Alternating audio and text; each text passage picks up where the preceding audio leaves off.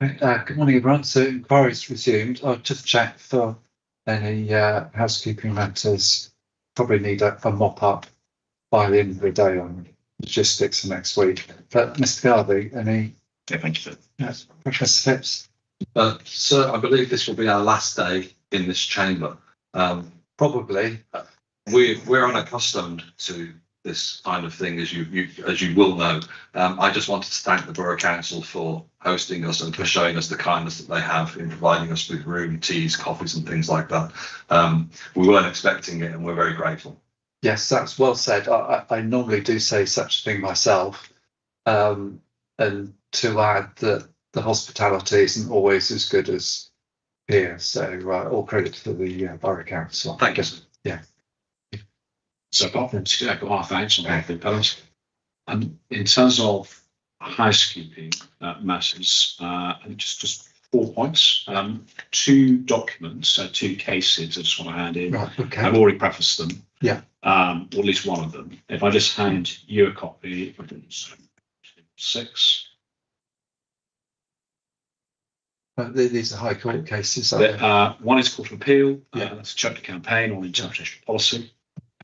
And the other is a High Court case, Warton Parish Council. And this relates to this question of interpretation of the word conserve in the landscape context, albeit it isn't actually a point in this case, right? Because it's about statutory protecting landscapes. I think it's pulled in light of it was a point which emerged in the roundtable session on landscape character and appearance. My learned friend made the proposition that conserve means that one's not allowed to do any harm at all. Now, I made the observation that that derives from the heritage context. Yes, I remember. Yeah. There has been case law respect of how that particular word conserve is used in the statutory landscape context, and the courts have followed that word there. Okay.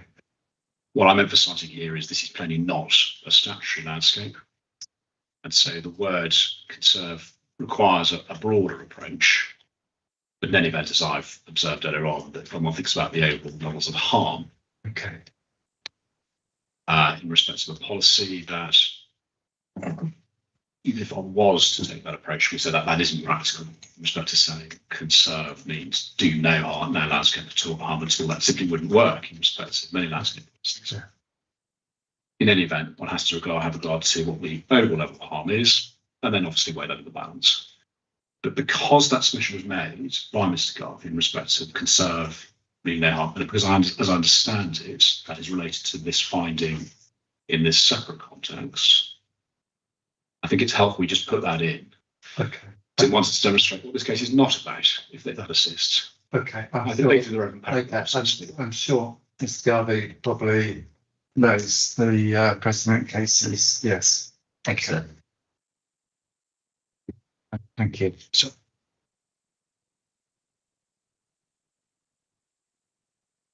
thank you very much. So just now you have a copy on. Now you have the authority in front of you. I'll just direct you to some of the things. Yeah. Check campaign, it's paragraph 16. Sorry, it's not internally paginated. Yeah, yeah. But this is obviously an point documents in the INQs. I think we're up to INQ 5. Yeah, stage. Grateful for that help. Yeah. And we'll update actually on Monday as well. But yes, we'll make a note of that. So INQ 5 will be check campaign. That's paragraph 16. 4 lines down. In particular, the supporting text, because it's a descriptive explanatory matter with respect to policies and reason justification, and then final at the end of that sentence, I do not think a development with accord with the policy local plan can be said not to conform with the plan because it fails to satisfy an additional criteria referred to in the supporting text. That's paragraph 16 of Shared Campaign. Again, because I'm dealing in one to what this case is not about, there's quite a number of paragraphs one could refer to the Warton Parish Council case, but I just emphasise the following paragraphs. Paragraph 7, which refers to section 85A1 of the Countryside and Rights of Way Act. and that's in respect to AONBs, what are now termed natural landscapes.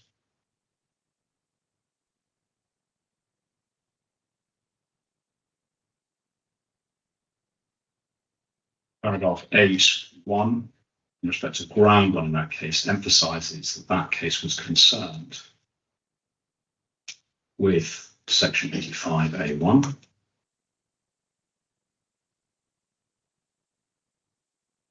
Ground 2 was in respect of a policy, but plainly in AONB statutory context, see that 8(1)(2).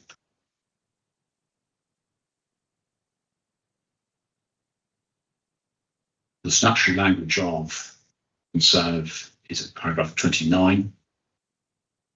In the judgment, this is the revised section 85(a)(1), and we can see that 85(a)(1) in totality reads, the aim must seek to further the purpose of conserving and enhancing the natural beauty of the area of outstanding natural beauty.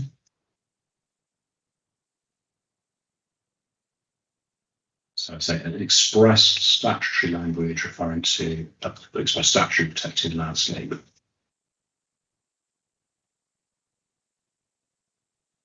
And then later paragraphs I'll just flag 38, 40.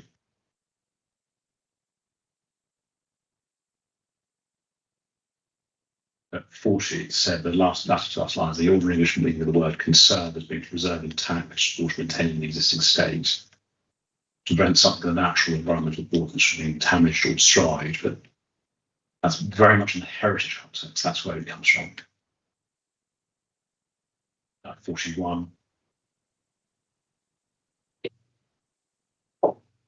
And then there are later considerations of how that applies and stuff like that. So I can refer to this in closing. I don't want to spend much time on it now, but this, I think, is, as I understand it, the only authority on this point that you need to consider. I raise it now because if there is any other authority which says outside the area of all the national landscape context that conserve has some higher meaning, basically that one cannot do any harm at all, and obviously we would be grateful to have that in good time ahead of new closings.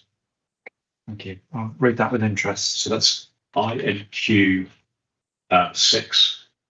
We'll number that. We'll probably listen to you some.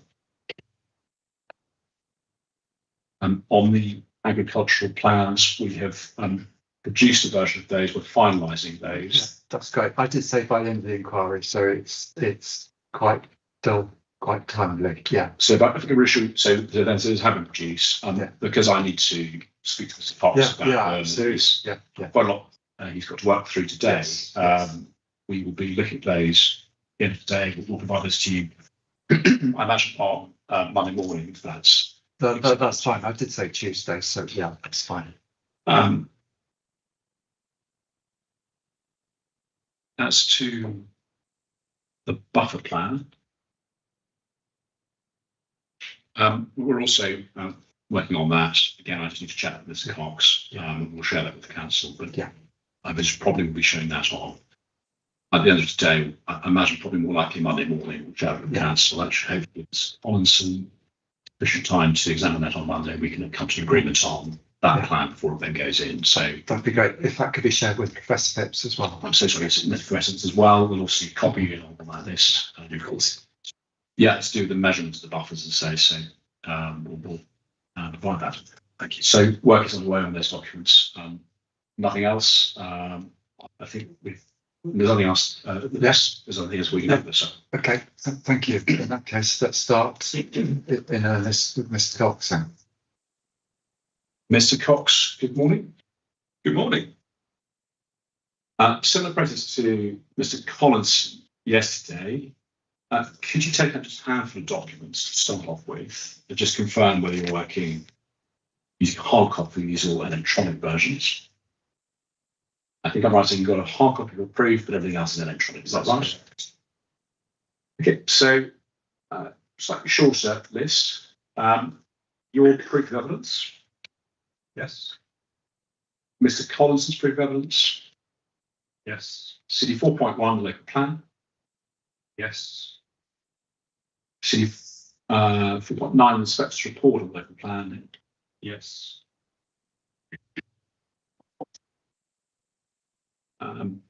10.12, the highway statement.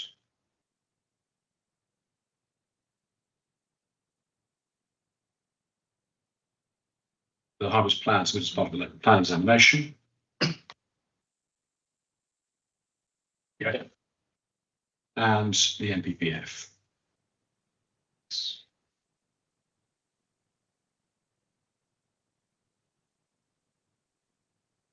Could you take up then, please, your proof of evidence?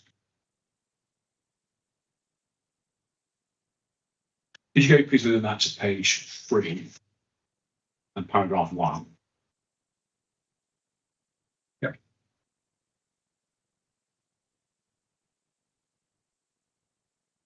And you state that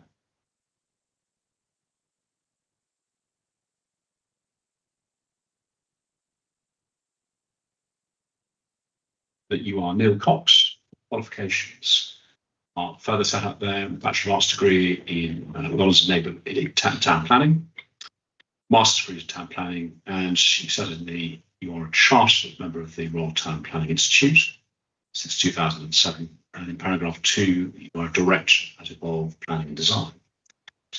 And we can see there your full professional history set out through paragraph 2. I'm not going to propose we read through any further of the proof. I'll just proceed straight to some supplementary questions. What professional experience do you have of the plan making process? The majority of my time spent in local government to 2013 was in planning policy.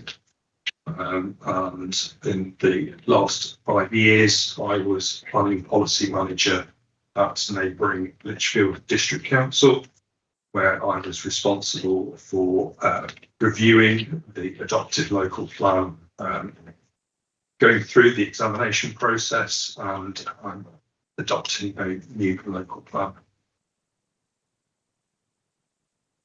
And when you then left Lichfield and went to work with cases, and obviously further experience in the private sector Evolve, could you just explain your involvement in the North Warwickshire process? In terms of the North Warwickshire local plan process, I was involved on behalf of the appellant in promoting sites through the review process and representing them at the examination public. Very good. So let's go then to the main body of your proof, starting at page 18, please.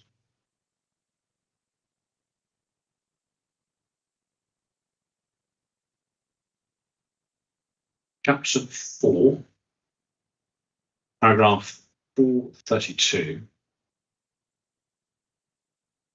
Yes. You refer there to the written statement prepared by Warwickshire County Council to local plan examination in respect to the highways matters, specifically the A5. And you provided various excerpts at 433, explaining how the written statement described the nature of delivery of those infrastructure measures. Same for 434. Then over the page, you set out some of the specifics, and indeed 437 the timetable. Now, can we just take out, please, keep your proof out. Could we take up at 10.12, the document referred to now, the written statement? Just tell me when you have that. So first general question, how central was the A5's infrastructure improvement works to the choice of the local plan strategy? The improvements to the A5 were a fundamental element of the spatial development strategy contained within the submitted local plan. And if we go within 10.12, page 4, please.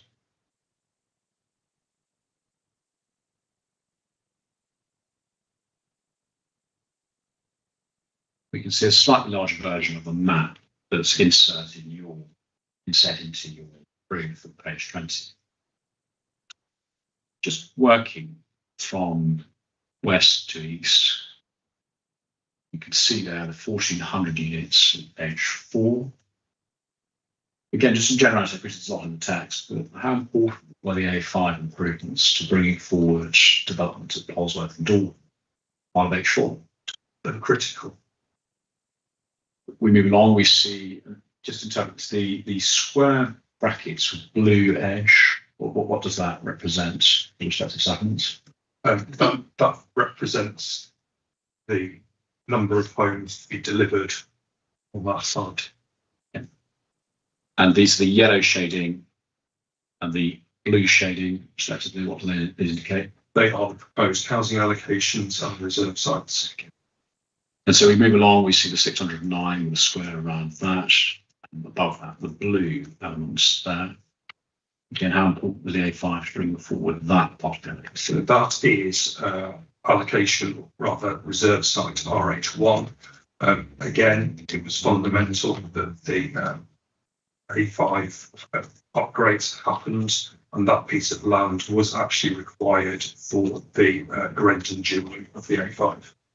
And we move east, we see now settlement where we are now Athston, development or allocations to the north and west.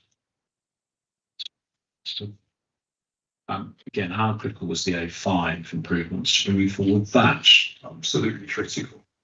So in terms of on the map, you can see the purple line, and so to the west of that there is an amber line, and those were the critical elements required to deliver the spatial strategy.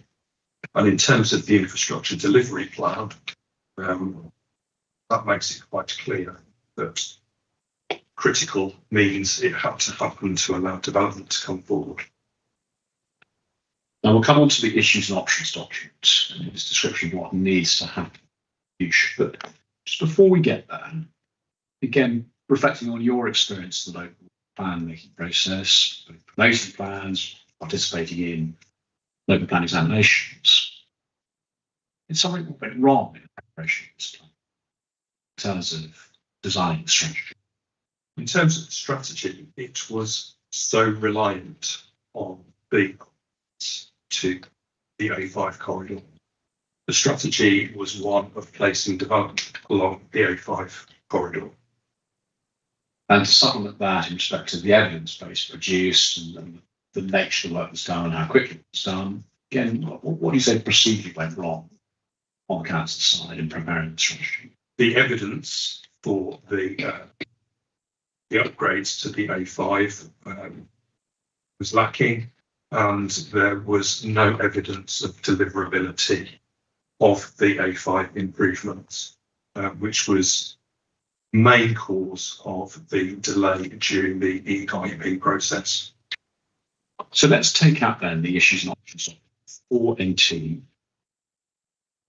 provided 2 members last month. Would you go please within that? Bear with me. Yeah, take time. I want to go to CD418 part 1. That's the start of the document. In the PDF, it's page 13. In the hard copy, it is page 8. So what's the paragraph number? It's 6.4, if that's a quick way to search. This paragraph I took to Collins to yesterday. 6.4 says, whichever option approach is finally taken, it must be on the understanding realisation that housing you deliver is a priority along the government's growth channel. And then there's a comment about which option has to be chosen to ensure delivery. Could be arguments will inevitably be the focus is on those options that are most likely to enable and encourage delivery over the short term, particularly in light of the current delays and difficulties arising with the loss of construction.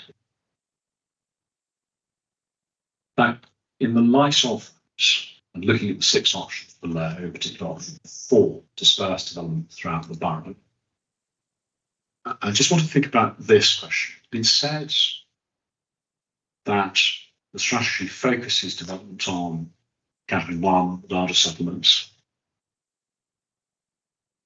There's been reference to saying, well, in terms of weight, you can call substantial weight to a strategic site. A number of different sort of threads there. But in the light of what the issues and options is, and in light of the history of the process, how likely is it that any other larger strategic sites can come forward for Polwarth and Dordon or Athos and Mass? I see there's no opportunity if there's no opportunity for planned development to come forward, then there's very little opportunity for any windfall to come forward in the short term, with no certainty of the A5 upgrades. So we've heard about how important the A5 upgrades were in terms of the SAMs they've been getting adopted at all. How important is that lack of funding in terms of in regards to the strategy today? It's fundamental part of it. And so if this authority wants to boost delivery to meet private supply and government set targets, what would need to happen in terms of the distribution of residential development right now? The only option, looking at the issues and options documents and the various options that have been identified, is dispersal of development. Briefly, reference is made to reserve sites, but acknowledging that none of those are regarded as deliverable as part of the supply housing land supply. So again, to accept that reserve sites would put this plan as something safety valve or safeguard, I think is the inspector's words. How far is that separate plan equally failed? They haven't come forward to boost the supply where the council's below 5 years. So again, they have failed. And one of those sites is also on the A5. Very good. So for staying with 418 for now, the commentary to policy LP37. So what we need to do now is go to CD4 418 part 2. The hard copy version is 52 or page 137 of Regulated. And I want to just go to paragraph 42.3. We were told yesterday by Mr. Collins, just as 42.3 was written last month, last sentence, no decision on the merits of the sites, on call for sites gathering has yet been made. What does that statement tell you about the state of preparation of any local plan review? It's a very initial stages. The first stage in a local plan review would be to undertake a call for sites to understand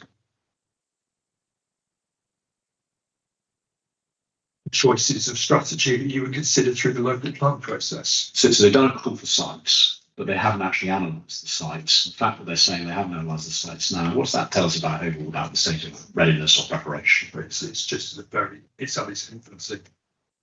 Can we go back, please, in C418? We're looking back to part 1.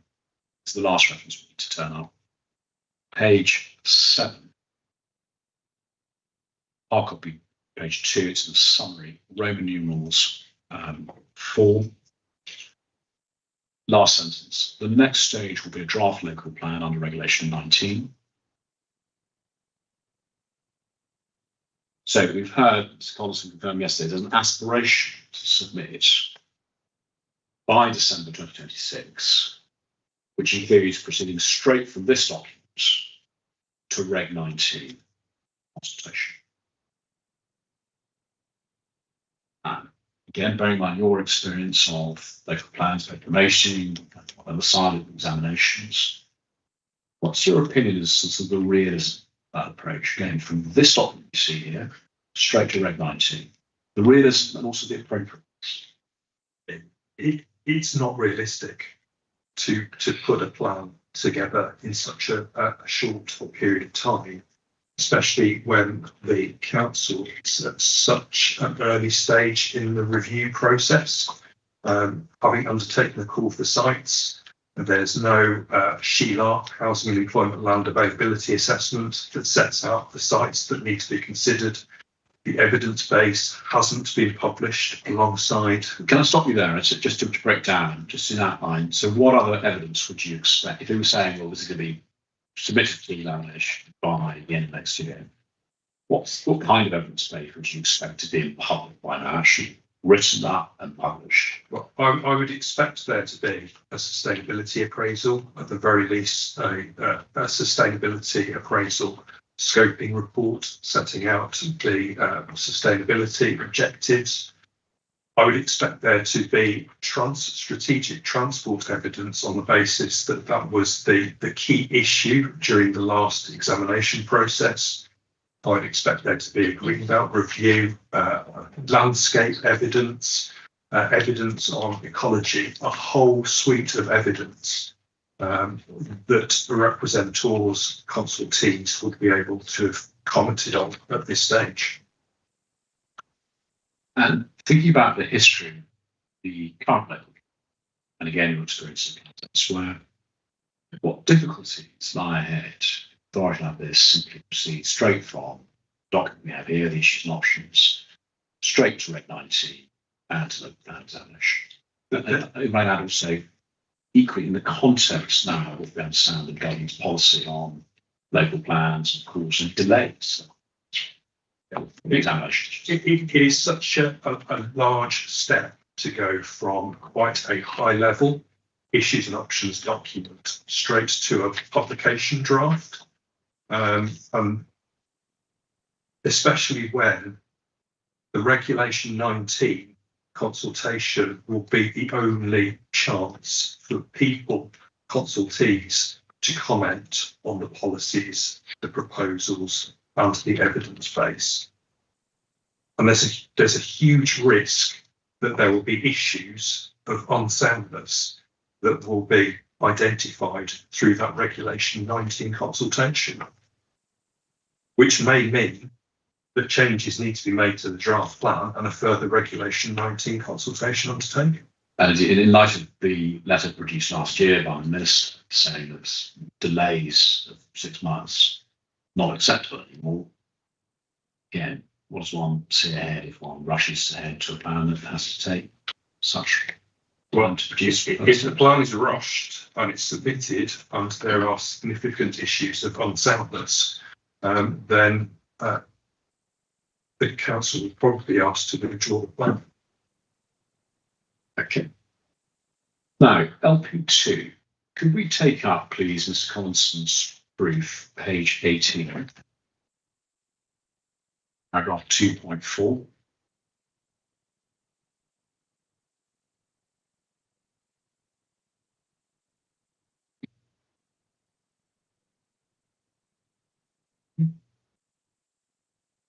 And Mr. Collinson observes that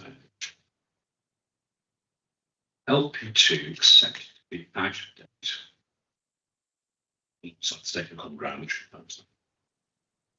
and he says, although out of date, significant and considerable weight should be given to the policies of the local plan, which are still consistent with the guidance in the framework. And we explored yesterday in cross-examination some of the policies he said not to be assessed for consistency purposes.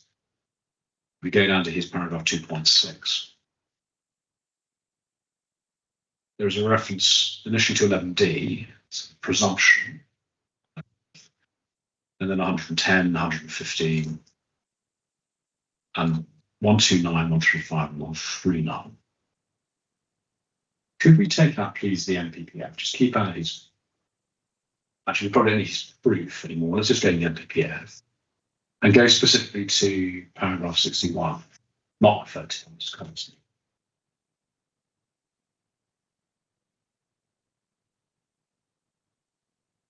Just that consistency.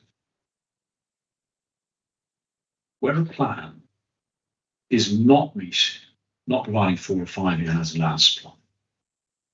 Indeed, the hazard land supply is as low as 0.82 years as per those figures.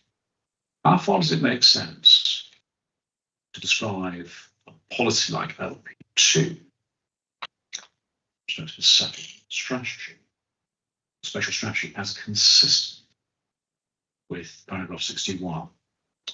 It doesn't make any sense. But why not? Back a bit. Because obviously LP2 guides development, limits development.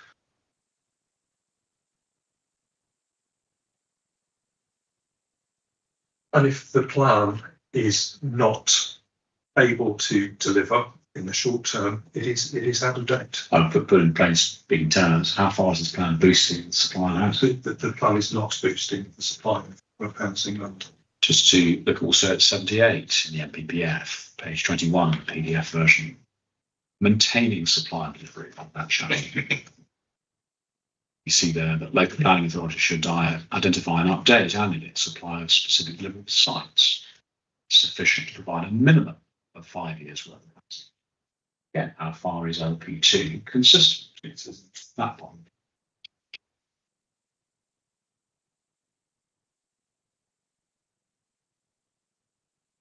Now let's look at the text of LP2. Go please to 4.1, page 25.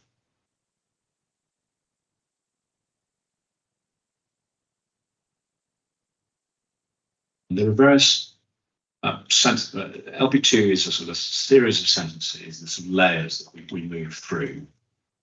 But helpfully following the cross-examination, Mr. Constant, some of this ticket has been cleared up quite a bit. I just want to work through this to understand your position in light of all the evidence in the case. Second sentence, development will be commensurate with the level, type and quality of day-to-day service provision currently available. What is your view as to this appeal development, whether it is commensurate with the level, type and quality of day-to-day service provision currently available?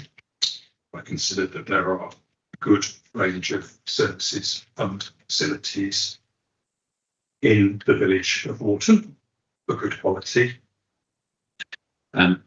Next part of the sentence there, the ability of those services to absorb the level of development.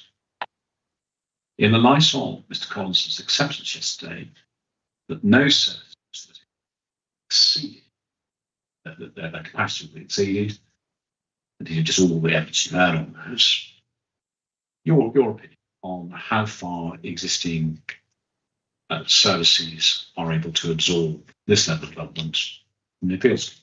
There's no evidence that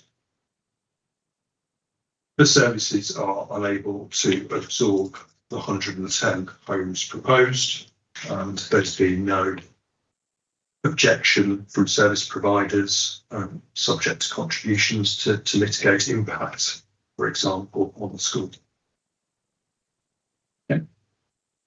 We go over the page, category 1 to 4 settlements.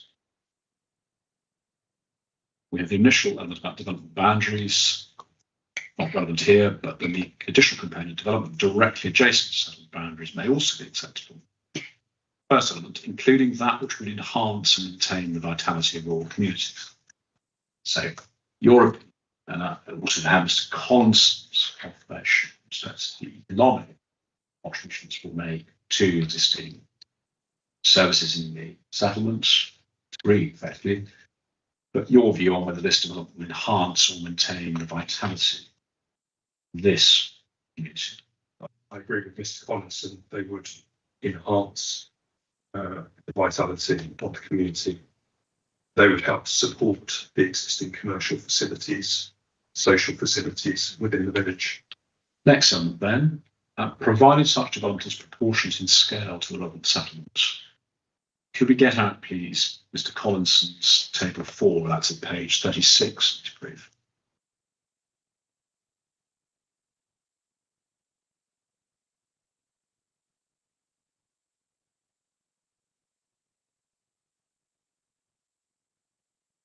and the number identified there, 264 people.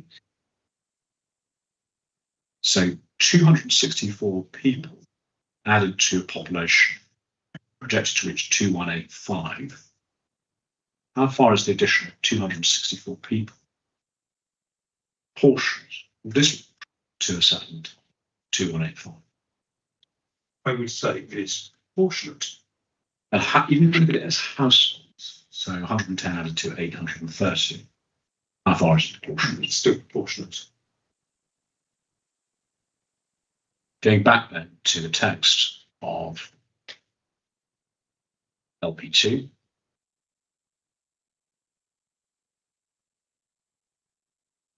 last of within category 4, we see again an echoing development directly adjacent to settlement boundaries may also be acceptable. And it will be considered on its merits. The reference, of course, to the usually no more than 10 units in one time, depending on viability, services, and infrastructure deliverability.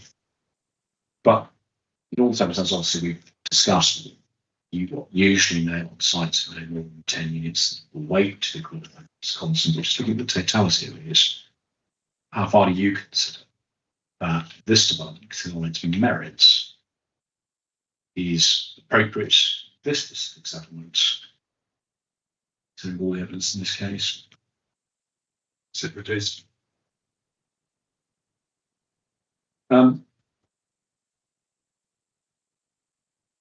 Quick question on the appeal decisions. Because I said I'd come back to this. DD616 is the Wolfwick Avenue appeal from last year, and I said I would cover the size of Austria with you. Your research respected how many, what's the population, most recent projection of the population of Austria?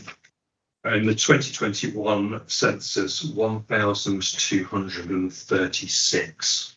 So how far is that? Just how does that compare to the size of Warton as Warton has projected at 2185?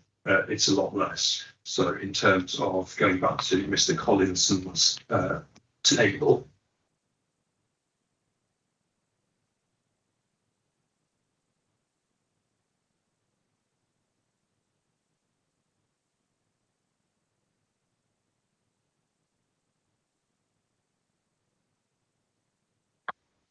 projected 2026, 2,185. Now, it's common ground between us that Austria is further away from Polesworth, but I would just briefly ask this because it did come up. The suggestion somehow it's closer to Tamworth. Again, just basic point, but what's your view on it? It's further away from Tamworth, I would suggest. Well, yeah, that either Earth and makes that simple point. All right, character and appearance then, main issue 2, just a handful of questions on this.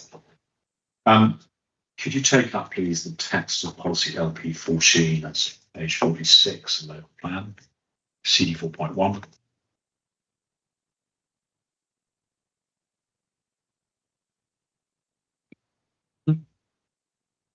And we see here that the text of LP 14,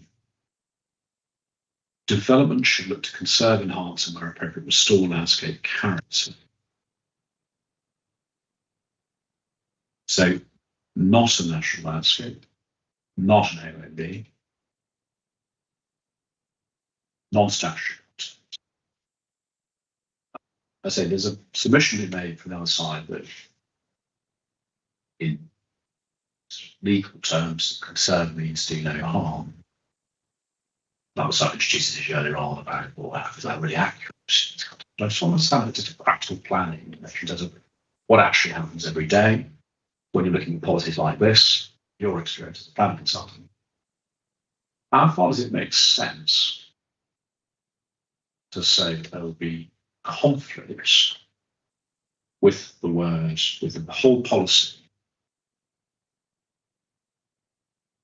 if there is limited harm in landscape terms, the harm at the lower levels, conflict with the whole policy? I can't see how. I can't see that is how the policy would be intended, or national policy.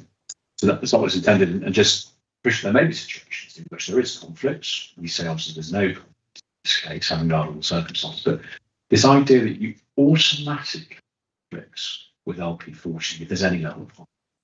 What's your view on that? As to how this might really work? That's can't be right. It would, if there's limited harm, it would point case officer to consider that within any unbalanced exercise. And in terms of whether this really matters, the grand scale of things, if there's limited, even if there was to be limited conflict with LP40, bearing in mind we're in a case where the presumption applies, where does that really take on this point, the overall balance? It doesn't when there are substantial benefits. Now, because we've gone through in some detail in the character appearance roundtable interpretation of LP14, LP30, PMP3, PMP4, I'm not going to ask any further questions in terms of those. Having reconciled that. Main issue 3, access to services and facilities. A couple of short points here. Could you go please to MPP 11D? Paragraph 11D.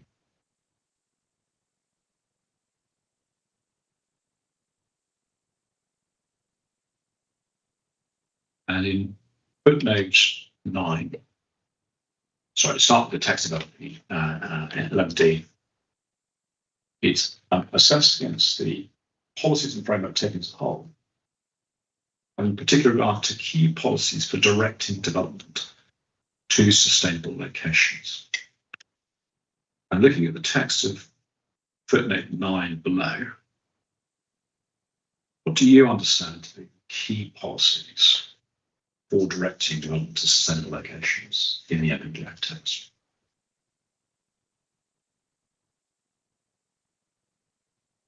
In terms of those paragraphs, Yeah, only the 9 paragraphs.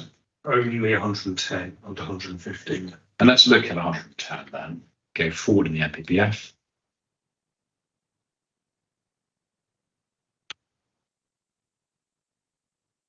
In the chapter 9, promoting sustainable transport. First sentence, plans to actively manage patterns of growth and support these objectives, and the description of how you meet that text.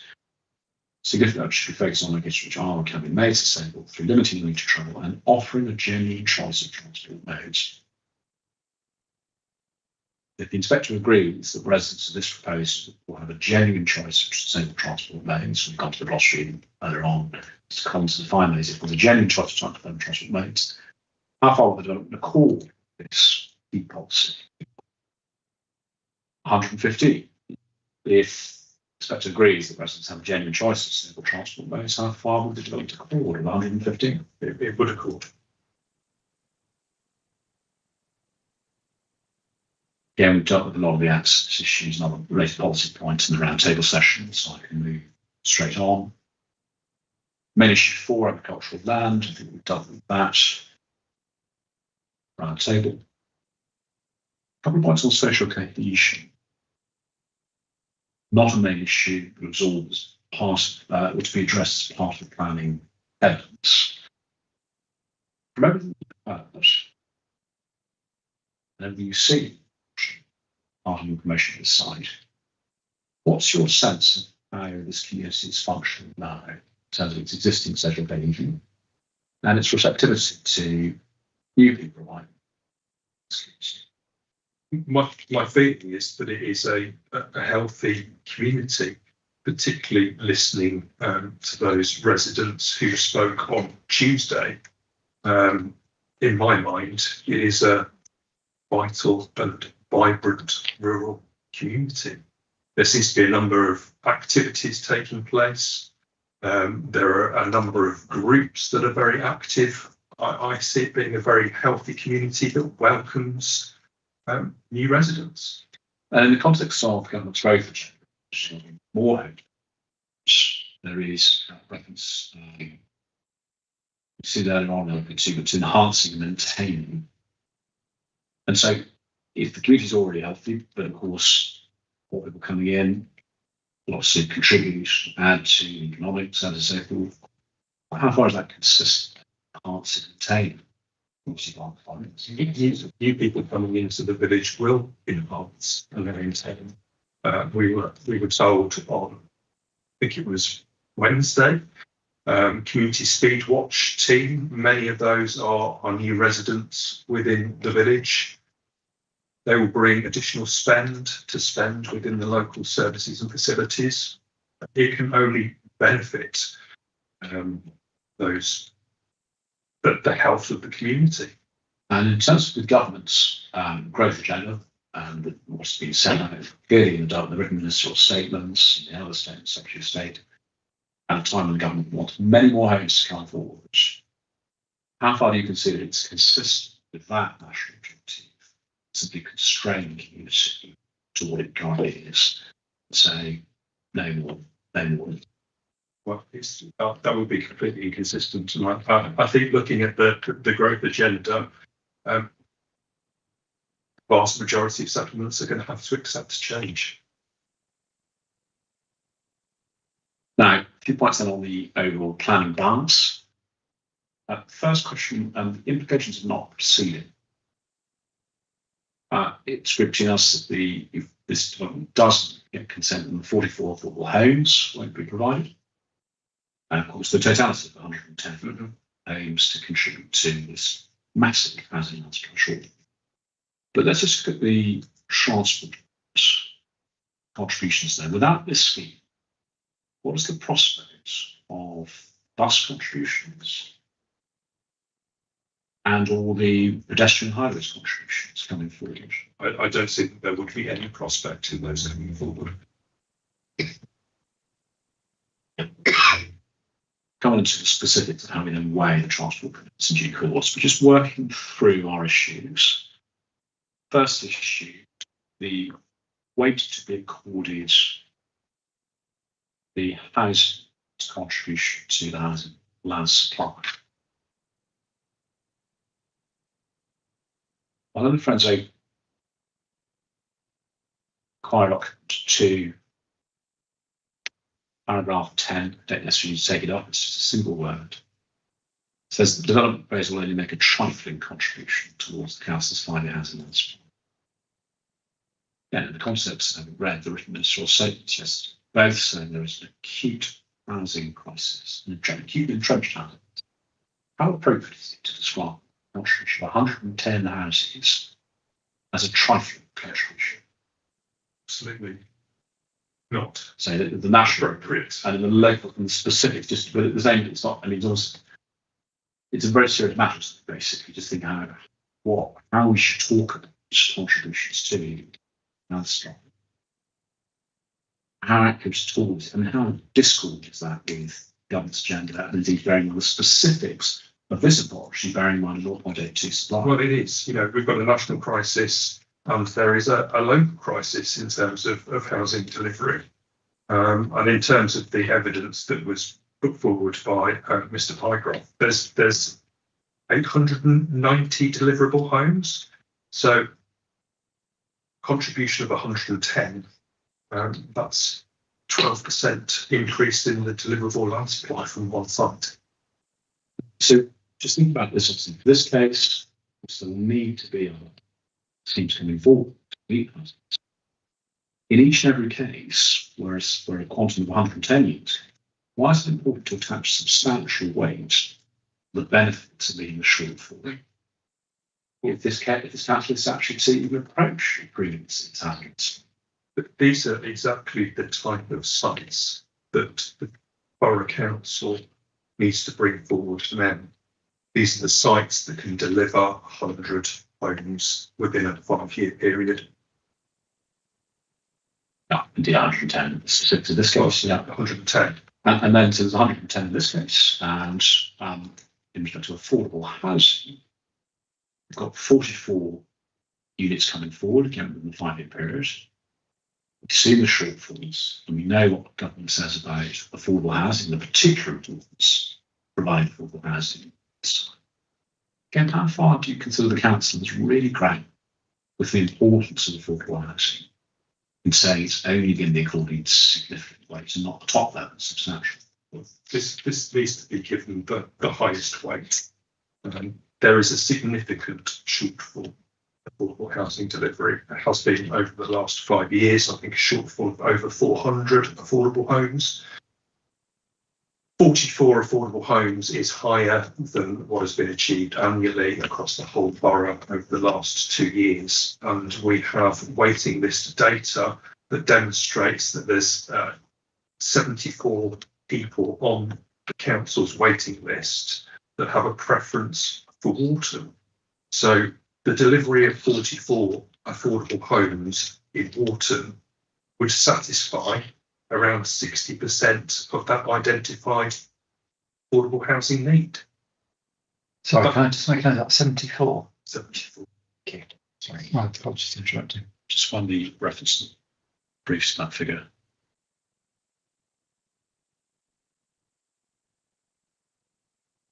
That's your page 29, paragraph 520 in your brief. Okay. 74 applicants.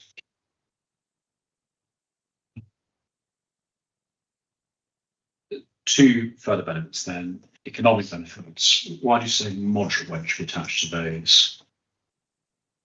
In terms of through the construction phase, the jobs that will be created, including apprenticeship jobs, and also providing that continuity in house building to support existing people within the industry. And then we will also have benefits post-construction in terms of household spend and being able to support the commercial facilities that are within Warton, store, post office, the office, public house.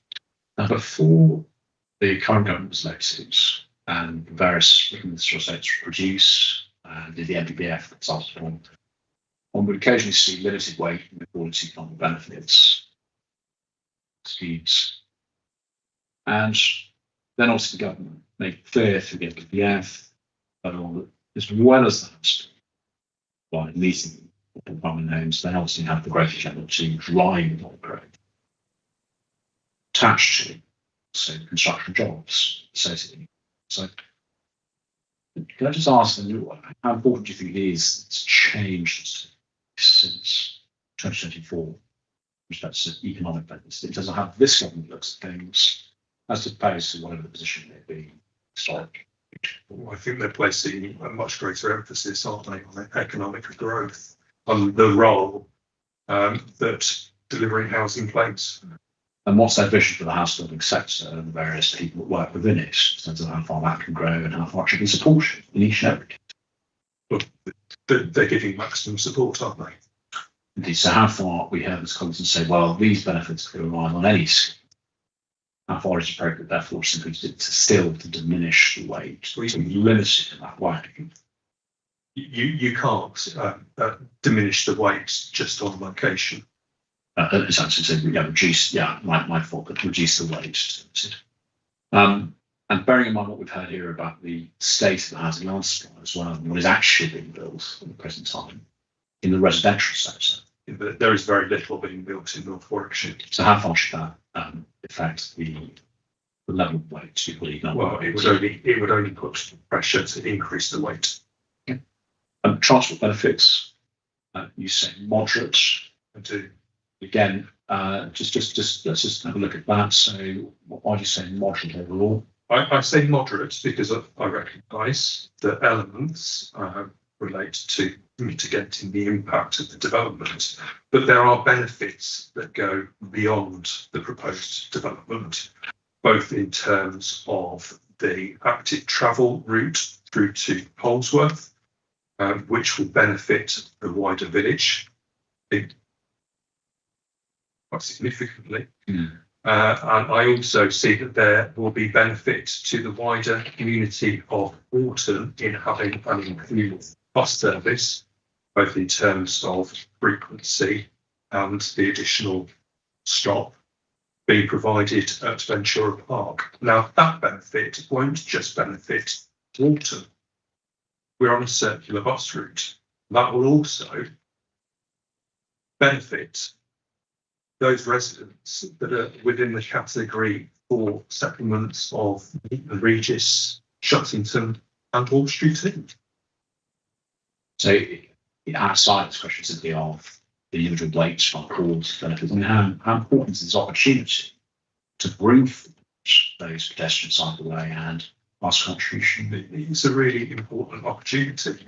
Without the development, these wouldn't come forward. And how far does that illustrate, again, because this is what the government's growth agenda, what housing schemes of 110 years like this can deliver to an authority such as this? Well, it would be limited. No, in terms of this, how important the opportunities like Oh, it's really action coming forward as opposed to just simply well, it's staring really, at applications of art, yeah, it's really important. But there would be no other opportunity to deliver this scheme at this moment. Okay. On the harm side, a lot of this has already been canvassed, but just a quick point on LP2. We say obviously we're recorded as LP2. If the inspector were to find conflict with LP2, bearing in mind that LP2 has been agreed to be out of date, again reflecting on all your consideration of LP2, how much weight could be accorded to any conflict with LP2? Very limited weight, in my opinion. Okay. Last point, can we just take up Mr. Collinson's brief, page 59.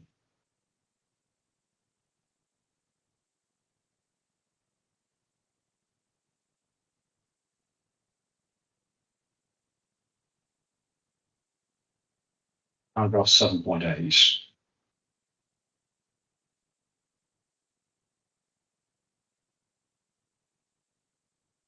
I have one last go at this, just to work out what the arithmetic is, really what your view is on this approach.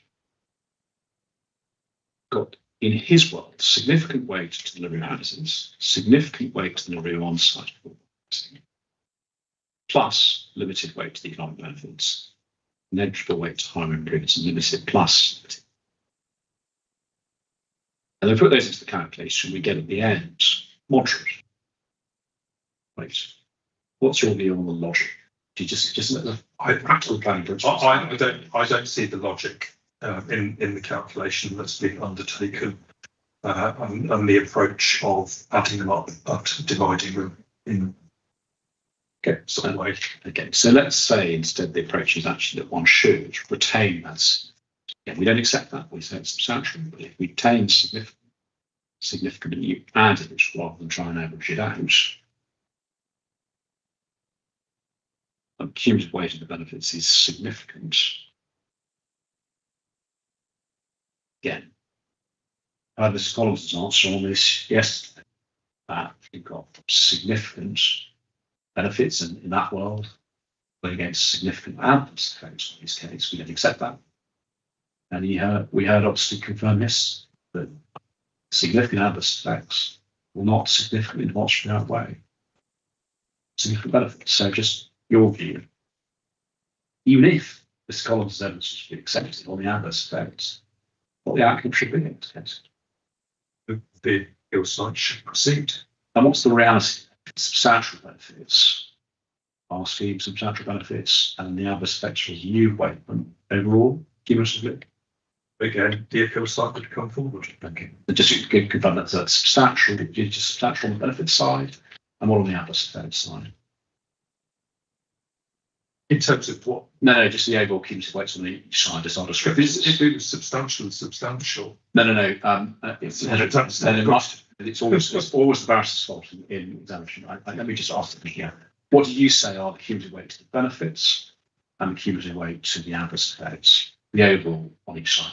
In terms of the benefits, substantial. Yeah. In terms of the harms, it's no longer limited. Yeah. And so what is the obvious conclusion then applying the presumption? Well, the appeal site should be allowed. Thank you very much. Sorry about last week, but as I've got no further questions at the present time. This is a number for you. Mr. Garvey, do you want a short break now, or do you want to?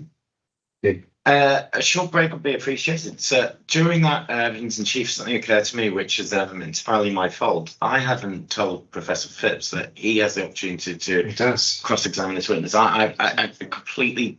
Yes. My fault. Well, it's on your CMC notes, actually. I think so. Yeah, I think I have to have some collective responsibility as well, and I should have also reminded him this morning. So I'll take some share of that as well, Mr. Garvey. I mean, I'm not precious whether Phipps goes after me or before me. I really don't. I'm immaterial, but I mean, you might want to have a think about it over a coffee if you want to ask Mr. Cox any questions. But you are entitled to. It's neither one of your faults, sir. I have read the duties of the Rule 6 party, so I did know that I can cross-examine. I would rather listen to the whole thing, if I may, and if I could close with a few short questions. Absolutely. In the same way that the sealant addressed to me. I have a couple of small things, but I don't pretend to have the same technical knowledge as my colleagues. So, Councillor, there's actually paragraph 33 in your note as well. Cross-examination by WA was always envisaged to be after council. So I don't want to correct my friend, but I think it was. Yeah. It was actually Anyway, so we'll break for coffee. Then Mr. Garvey, then the Rule 6. I might have one or two questions, and then it's back to Mr. Corbett-Bircher.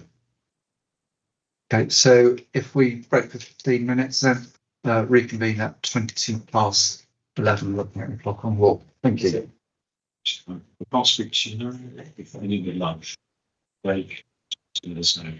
Oh, is it Andrew's position? Can I go and get my?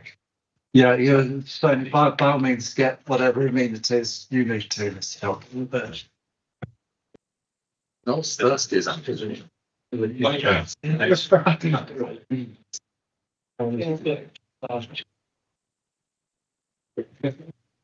of them is only by the slope of the road. Yes. Open to brief. Sorry. Yes. Yes. I know. As well. Yes. Yes. Let's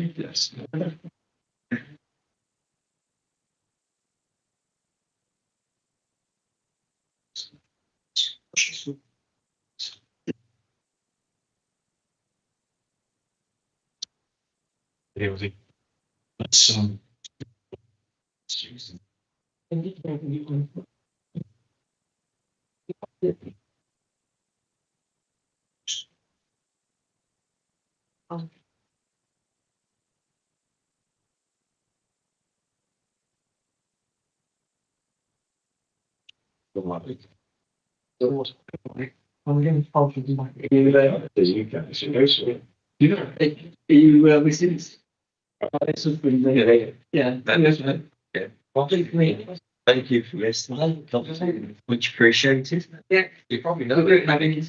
I know you will. You probably provide services to the council. Not custom. Yeah. You've got the Amington one and the Dasset Road one, haven't you? Yeah, Alliston as well. That's what I was thinking, Amington. Oh, that's what I call the Amington one. Yeah. Is that, We got. have you got another one there? We got.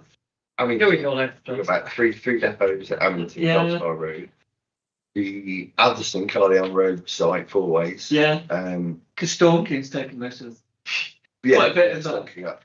The Addison sites we got bought out by PHS, Oh yeah. who then got bought out by Biffa. So Yeah. we own the sites, but Biffa actually rent the sites Yeah. at Addison. So yeah, it used to be recycling resource management, and so we're at the bottom of 4 ways Yeah. there. So, Can I ask a question about your garage? yeah. You had flooding problems with it, didn't you? Yeah. No. Wasn't there a garage and that you built and there was a little bit of a flooding that you were, some of the water went into the garage? When they built our When they house, built it?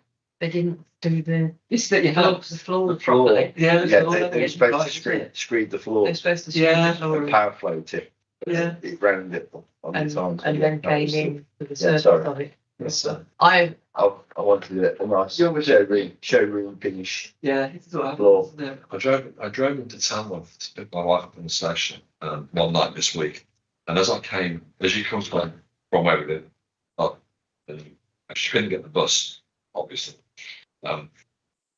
How to say that. But I drove into town station to pick her up, and as you come up to the roundabout where your depot is, Yeah. there's a great big Christmas tree. Yeah. And I don't know who's put it up. Oh, you put it up. Take Put it I was gonna say, fair enough. But on the top of the Christmas tree, it looks like somebody's put briars at a certain angle. Because it's the peak and it's on the depot. So as you come through, I was thinking, bloody hell, Edwin's got a great big briars Christmas with briars on the top of it. We've had the Christmas tree for, I don't know, 20 years now.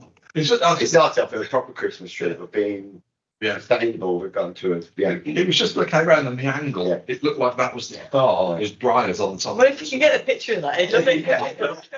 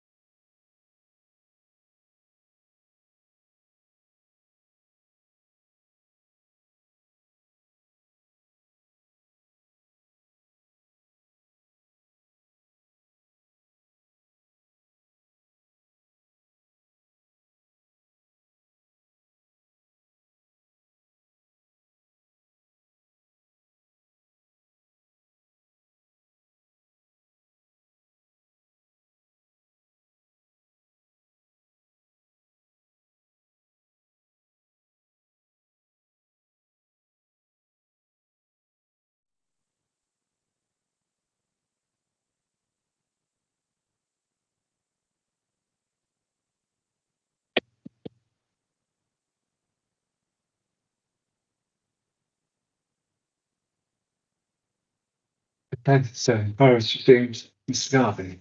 Thank you very much, sir. Good morning, Mr. Cox. Morning, Mr. Garvey.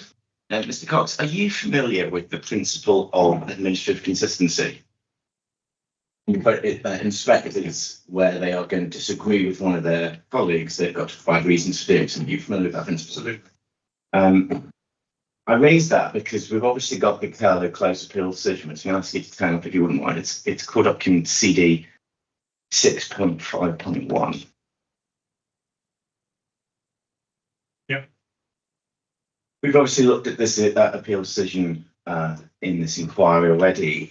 It's an appeal decision from the 30th of June 2023. We can see it's a scheme. It was a scheme for 28 dwellings, and we can see that the inspector made some conclusions about Warton, and we've already looked at, but I'm going to ask you to look again at paragraph 8, if you wouldn't mind. Have you got that? Thank you.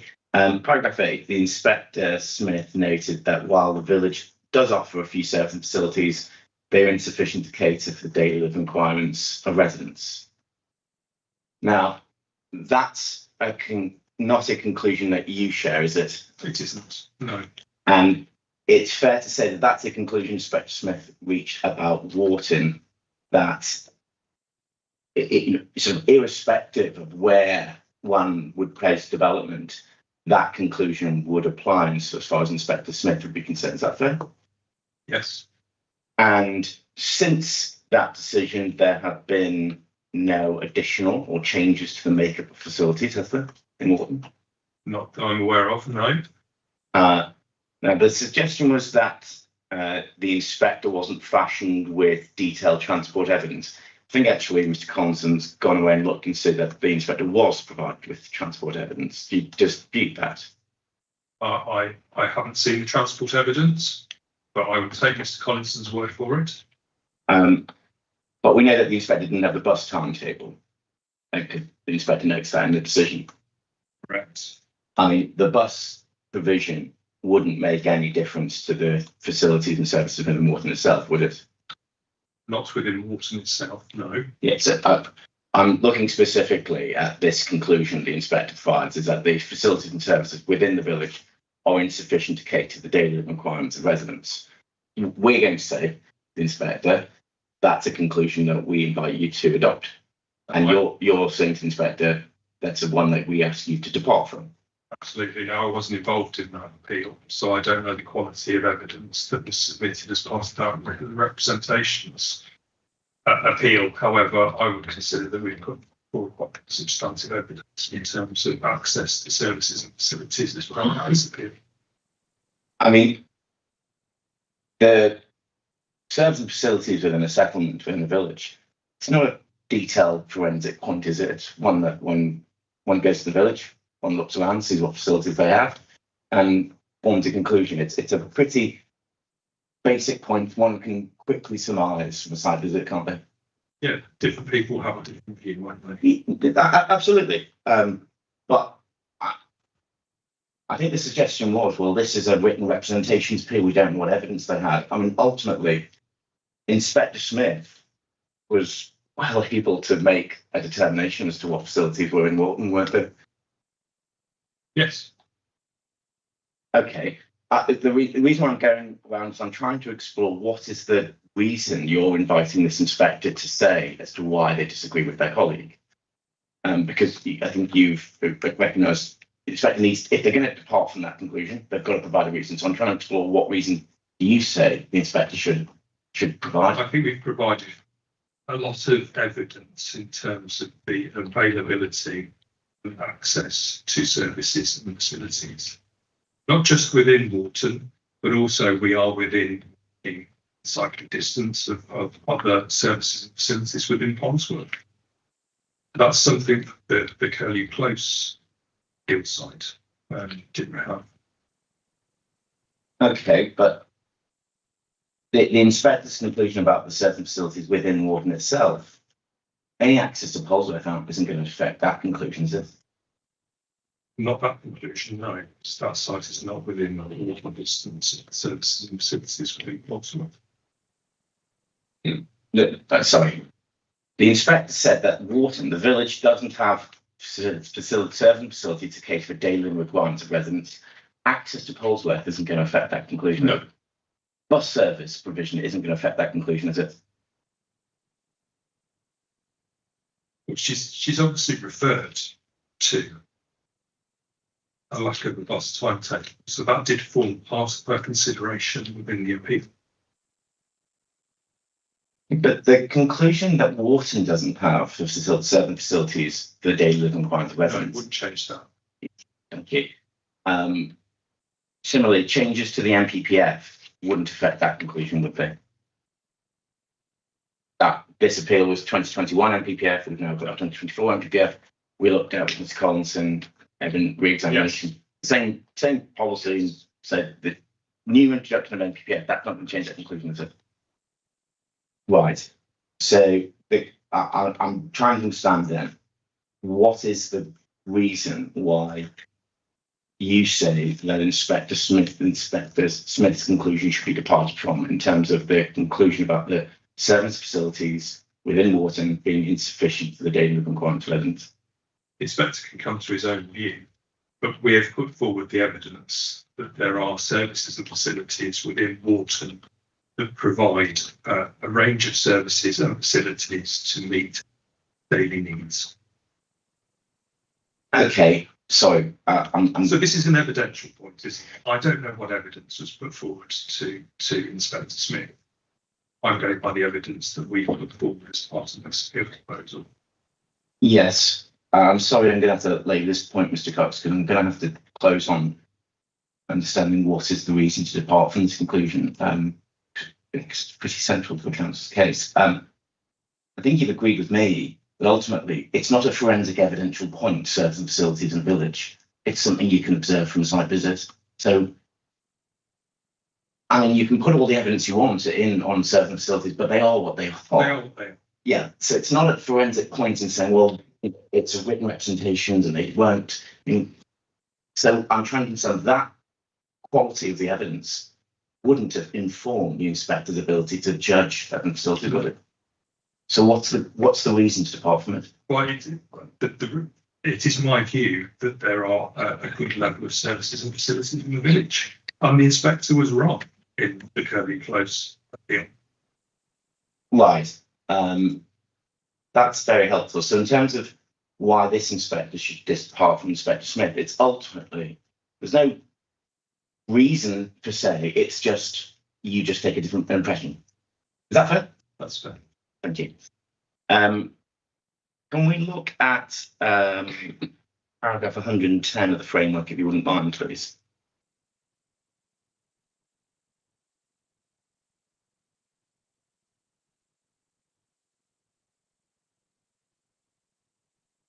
Yep. Thank you. That the second sentence in 110 talks about significant development should be focused on locations which are or can be made sustainable through limiting the need to travel and offering a genuine choice of transport modes. It appeared to be suggested to Mr. Collinson yesterday in cross-examination that to satisfy this requirement, you've got to provide that genuine choice of transport modes. Yes. Mr. Collinson made the point, no, there's two limbs, limit the need to travel and genuine choice of transport modes. Do you agree with Mr. Collinson that you've got to satisfy both of those requirements? I think that offering a genuine choice of transport modes is important. Okay. You could live in a larger settlement, category 1 settlement. Doesn't mean that you're going to be any closer to those services and facilities. Okay. It's about how you get there. Yeah, that's a slightly different point from what my question is. It was suggested, Mr. Collinson, if you offer a genuine choice of transport modes, you satisfy 110. Now, our point is, as a matter of just the interpretation of 110, there's two requirements. You've got to both limit the need to travel and offer a genuine choice of transport modes. You've got to satisfy both of those boxes. Is that fair? That's fair. Okay, thank you.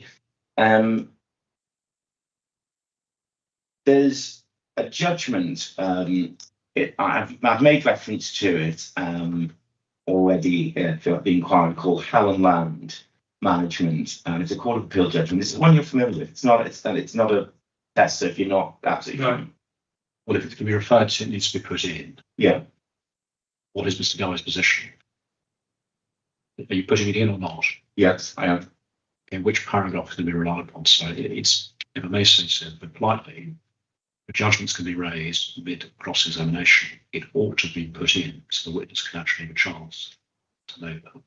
Yeah, I haven't got, I am aware of it, but I haven't got detailed knowledge myself of it.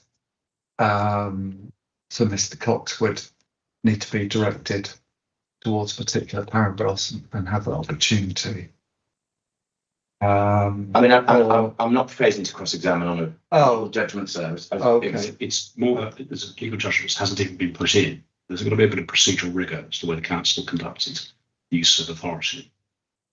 Do you need it in terms of cross-examination? No, sir. I'm happy to proceed without it. I mean, we've made reference to it prior to the inquiry, during the inquiry, but it's a simple point. Not in the inquiry. So it was not asked to be put in as a court document. Yeah. And there have been some emails referring to this, trying to get housing land supply removed consideration, but it was not put in as a court document by council.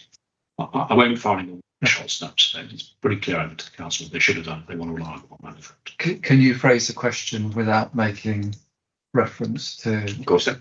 Yeah. Okay. One of the points that the inspector needs to have regard for is the extent to which this development will contribute to the council's housing and land supply shortfall. Is that fair? Yes. And you heard Mr. Collinson make the point that this development proposal would make a 0.1 year contribution to the council's housing and supply shortfall. That contribution is because the shortfall is so huge. You don't dispute that that's accurate. They would make a 0.1 year I am contribution. on the calculation.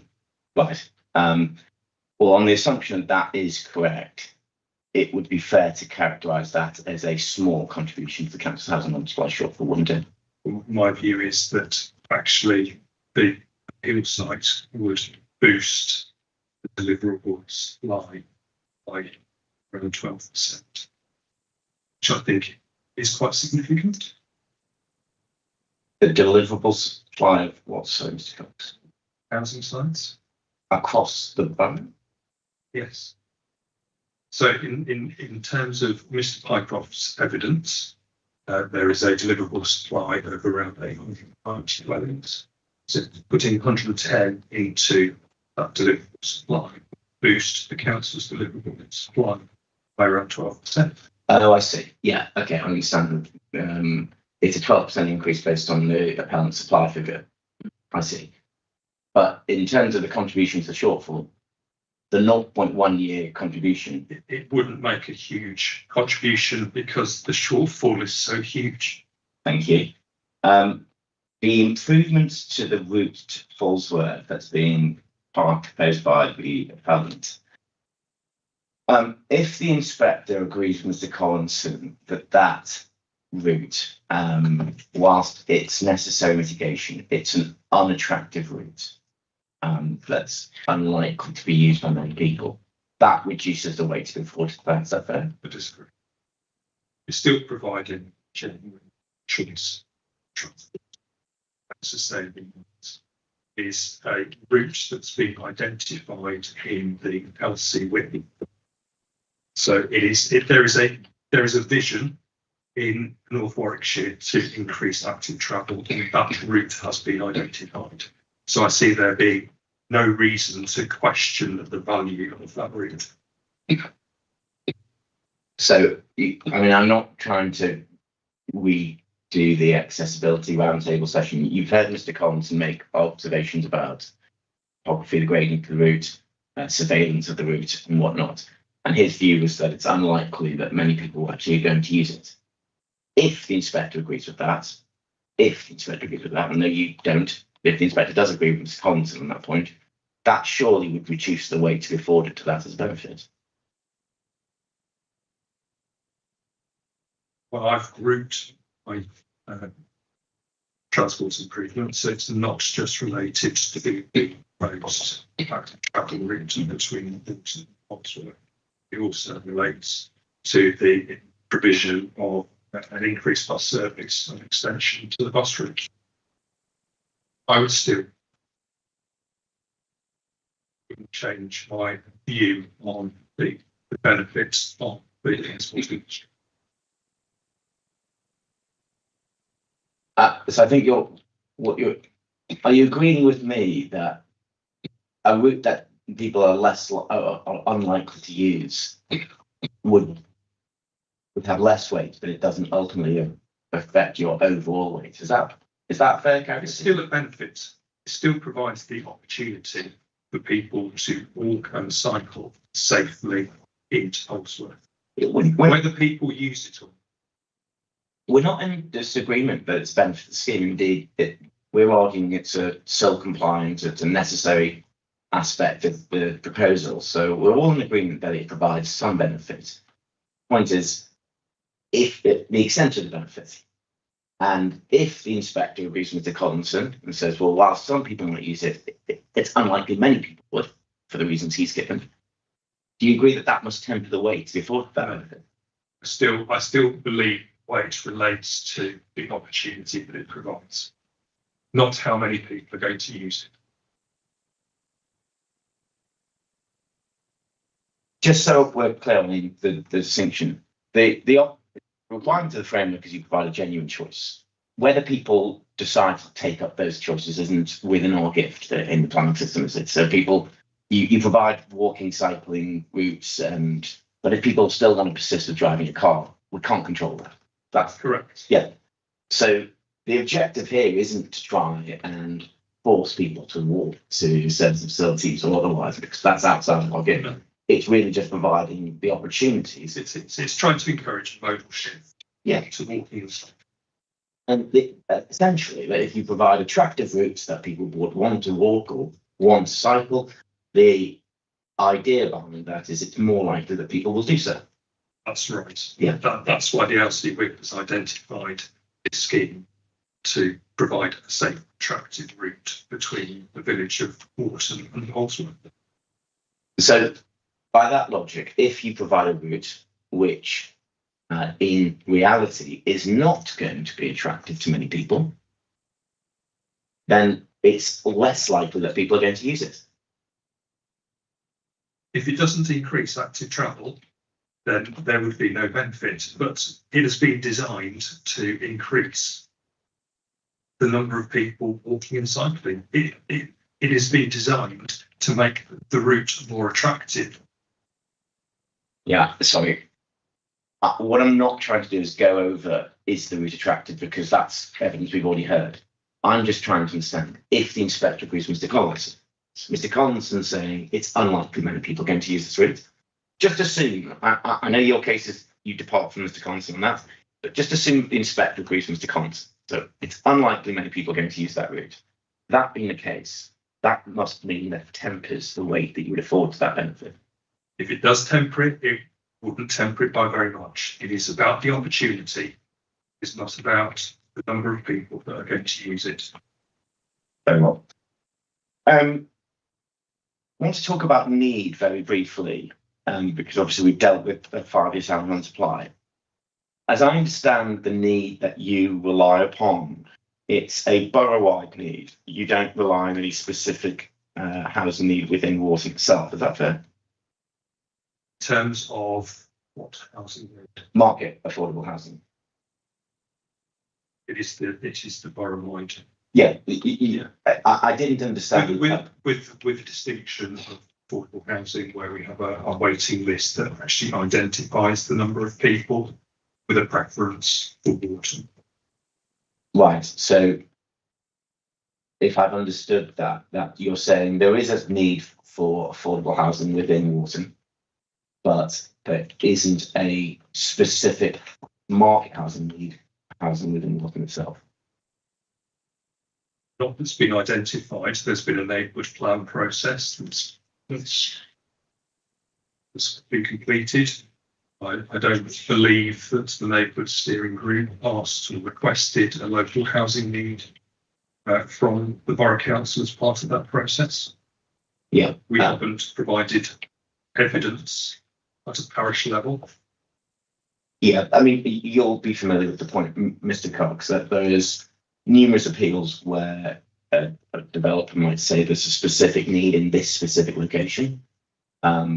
There is a specific need in this location. There's 76 people on the housing waiting list. Just to help me on that housing waiting list, those people who identify a desire to live in Warton, those same individuals could identify a desire to live in other settlements. I can't. I don't know. This This is the information that's been provided to us by the borough council.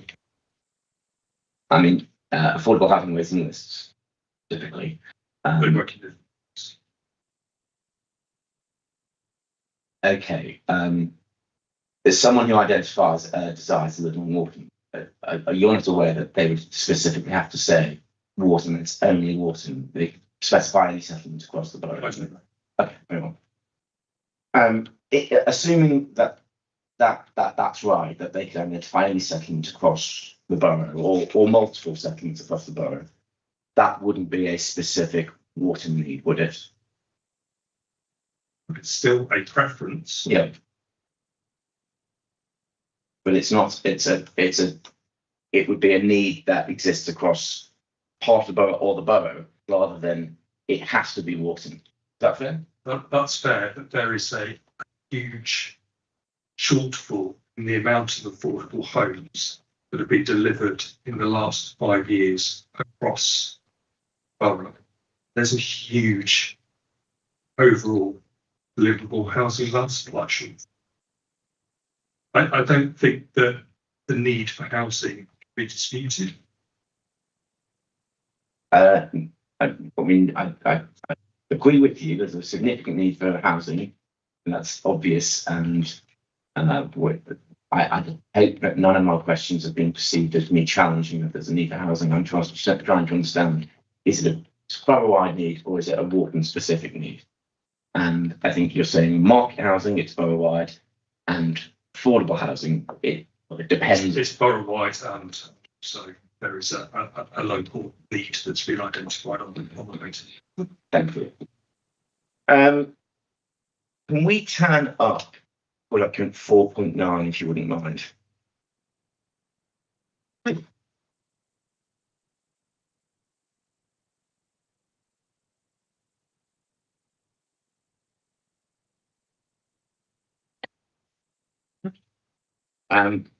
What we've got there is it's the examination report into the local plan. Is Is this a examination you were involved in? I was.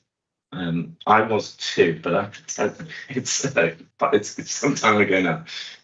Okay, you'll be aware that if we turn to paragraph 2 of the inspector's decision, please.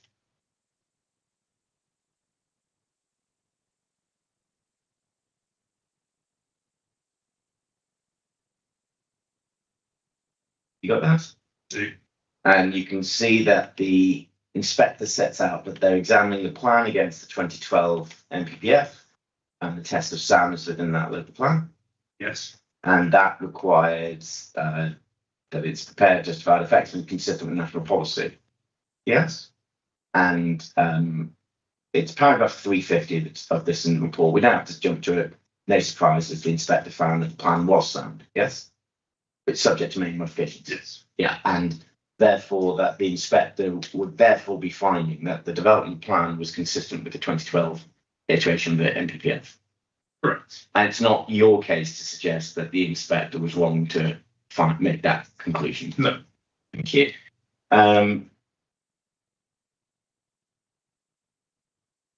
I'd like to turn up some development plan policies, if you wouldn't mind. So we're going to jump through. Some of these we've already canvassed, some of these points, but as it's come up in cross-examination and evidence in chief, I just need to make sure I'm bottoming these points out. So apologies, there's a level of repetition to Cox. We're going to go through the policies in the putative reasons for refusal. So core document 4.1, if you wouldn't mind.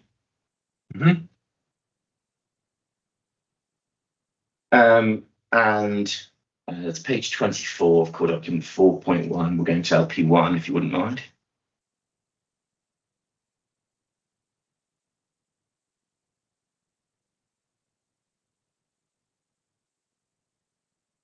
Yes. So LP1, we can see it contains the presumption for sustainable development. It does. And then under the quality of development place subheading, we can see that it deals with integrating appropriately with the natural and historic environment. Can you see that? Yeah.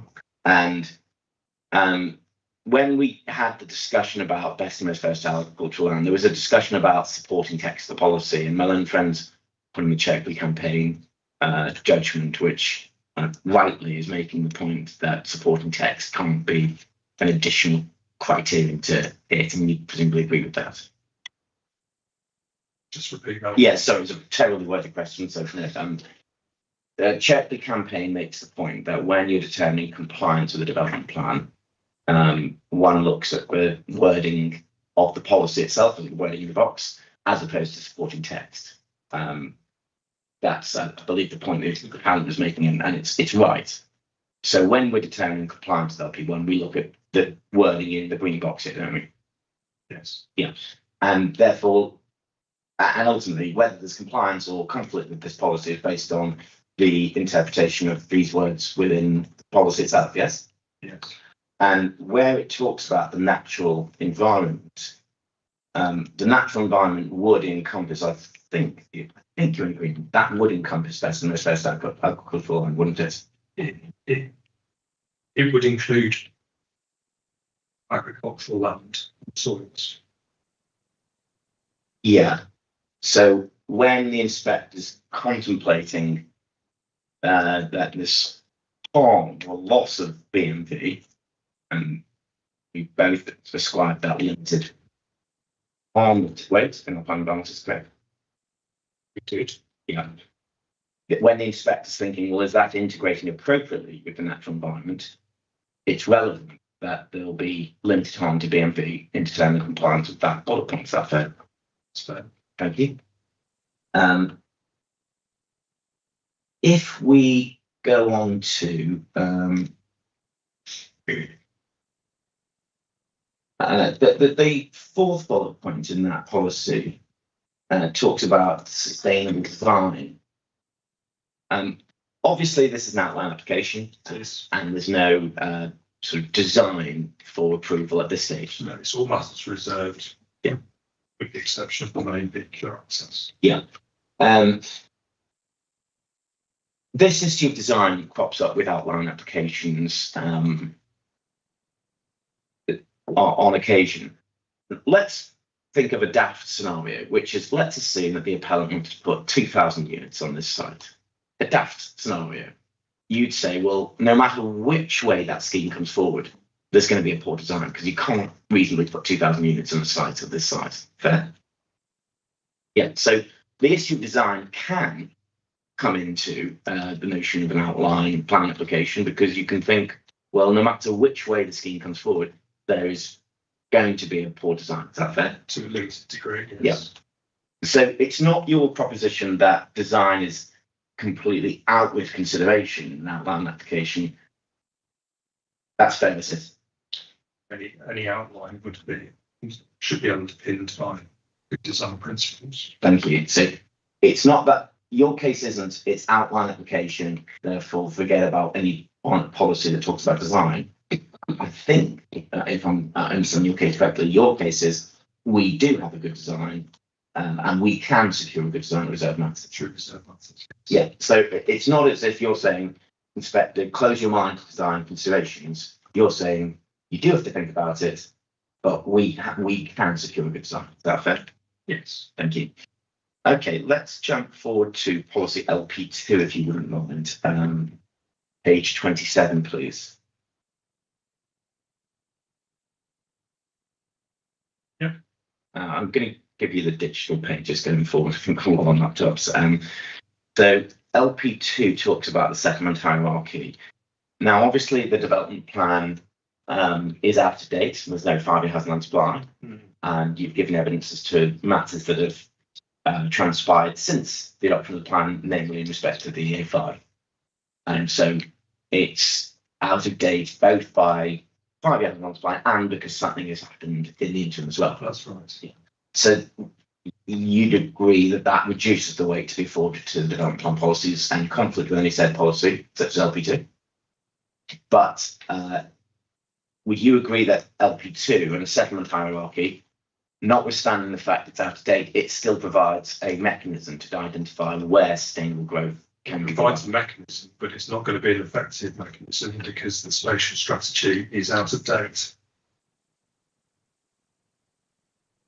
Yeah, I mean that has to be, that's fair, and that has to be right. That if the policy is out of date, it doesn't provide an effective mechanism to meet the council's housing needs. So the council's own housing plan. That's fair, but it still provides the best tool in development management policies to identify which locations are suitable for growth. Is that fair? I don't think so in this case, because we have a settlement hierarchy here where we have constraints in all of the higher tier settlements within North Warwickshire Borough, which is causing an acute shortfall in the livable housing land supply. And it is going to result in the housing requirement not being met within the plan period. I didn't check your cases. I don't think I've seen any evidence to suggest that category 1, 2, and 3 settlements are incapable of accommodating more growth. I think we've set that out.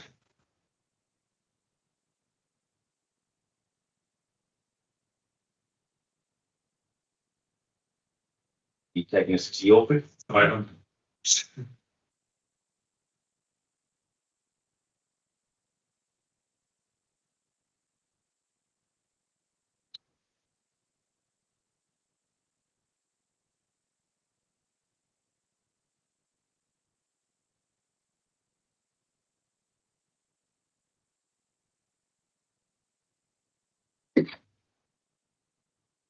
Just as by way of an example, 5.12.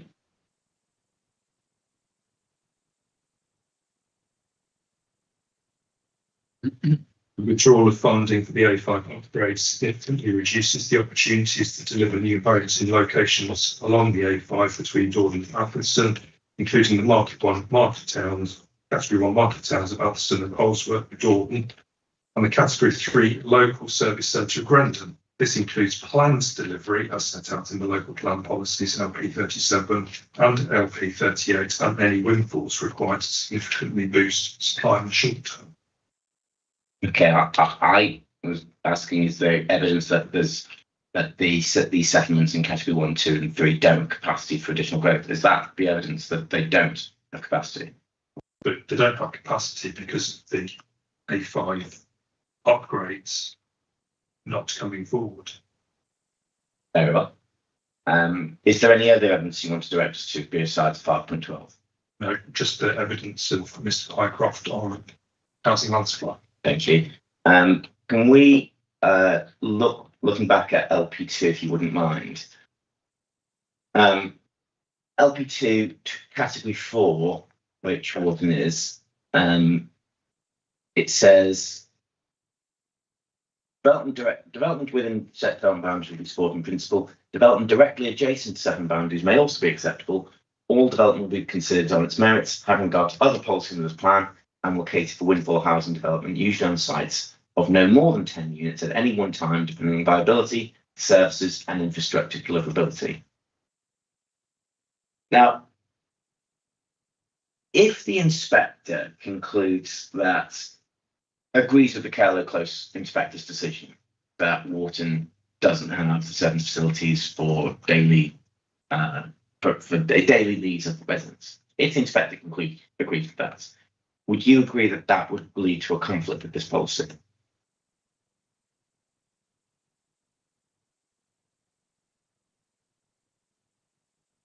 terms of the principle of development or the proposal? I'm not sure what the difference is, so I'm just going.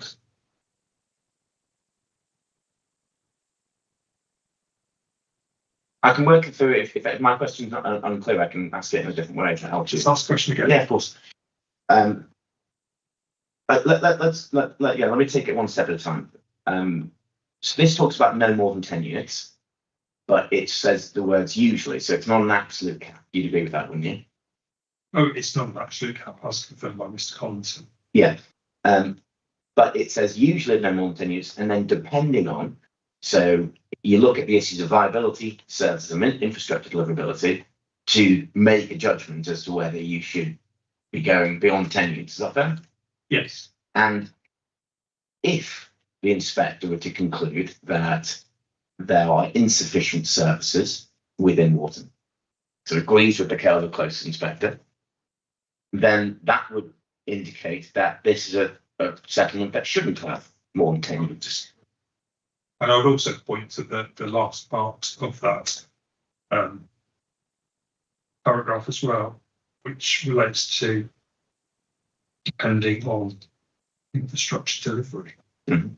So we're quite different to the Curly Close site in terms of we are proposing infrastructure.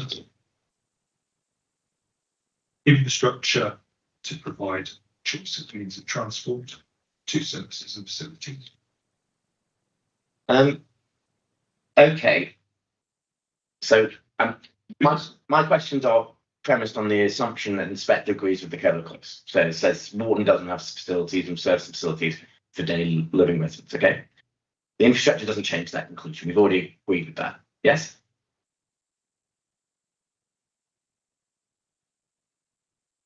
We've already traversed that point, Mr. Cox, that any infrastructure you're providing in terms of bus facilities and access to Polesworth doesn't change the Inspector Smith's conclusion. Doesn't change what's on the ground. Yeah.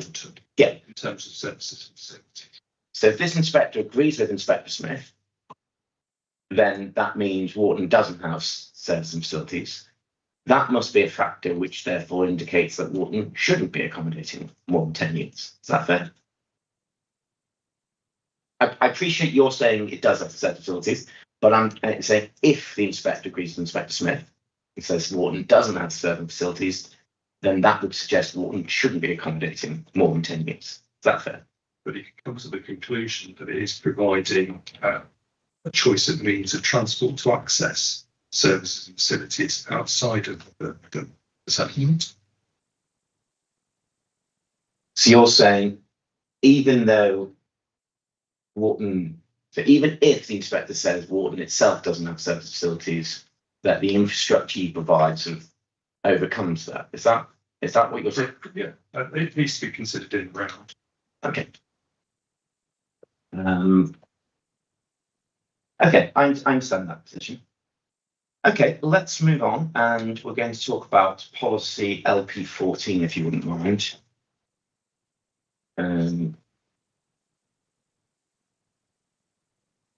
Which is page 45 digital.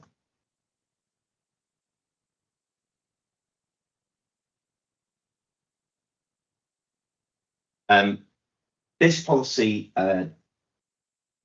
says that development should look to conserve, enhance, and where appropriate, restore landscape character. Now, the appellant's case is that there is some harm to landscape character, but at a low level. Yes. Yeah. The council saying that the word conserve means do no harm, protect from harm. Do you take a different meaning of that word? I do. I don't think that's how the policy is operated. Might be on the front. Okay, let's assume that that's right and the council have been doing something else. What meaning of the word conserve do you adopt? To look at the scheme as a whole, look at the harm, look at the mitigation, making sure that the harm is limited. Okay, asking Mr. Cox, what is the meaning of the word conserved if it's not the definition I'm using? I don't think that is what national policy relates to. We're not in a national landscape here or a national park.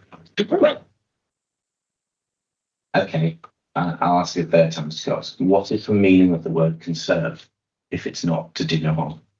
No. Okay, so not to cause undue harm.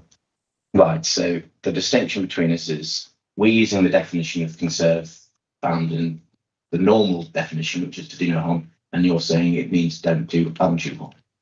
I don't believe where we have low level of harm, which with policy will be. I think that harm is then considered through, as Mr. Collinson said yesterday. Well, I don't see there's a conflict.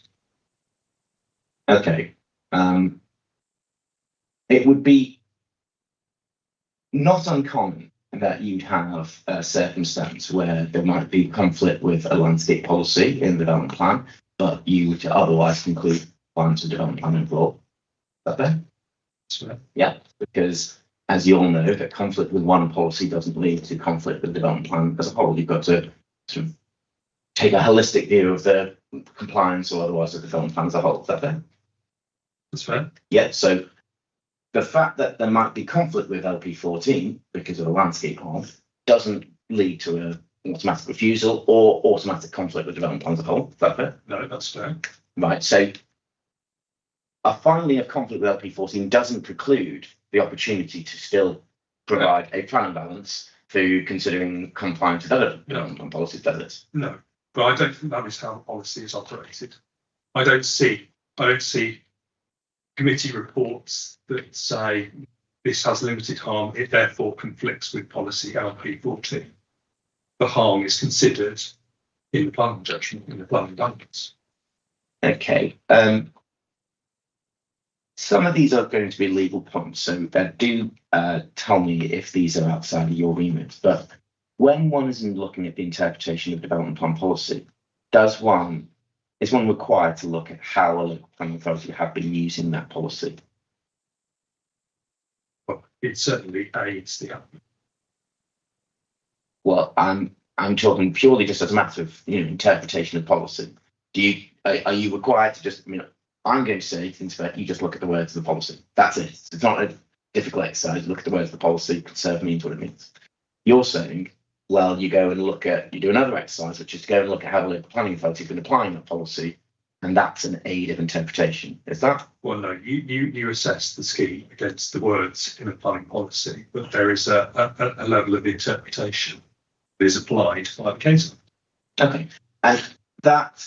So I'm right in saying are we in agreement that ultimately whether you conform with LP14 doesn't require you to look at other sources? You just look at the words of that policy. Is that fair? That's fair. And where we actually where we depart on this interpretation point is the meaning of the word conserved. And whether there's conflict. Yeah. If the inspector agrees with the council that the meaning of the word conserve is do no harm, do you accept that there would be conflict with this policy? There would be. Yeah. And there would be a harm that would be weighed in the plan balance. Yeah. Okay. And finally, this definition of conserve, which is do no undue harm, is that a definition that you found anywhere? No, that is just me having a think about it here. Right. I'm going to try and see if I can tell us, Mr. Cox. Just thinking about this and just take a moment and just think. I'm relying on the dictionary definition of the word conserve. I'm no wrong to do so. In fairness, I don't think it's been provided with a definition. So I think that may be, may say so, question which it's fairly put, actually. If what Mr. Garvey is trying to say is, here is the definition, am I wrong to rely upon this? And you can put that to the witness, but it hasn't been put in. Would you like to rephrase that, Mr. Garvey? I'm relying on the definition as serve means protect from harm. Am I wrong to use that definition?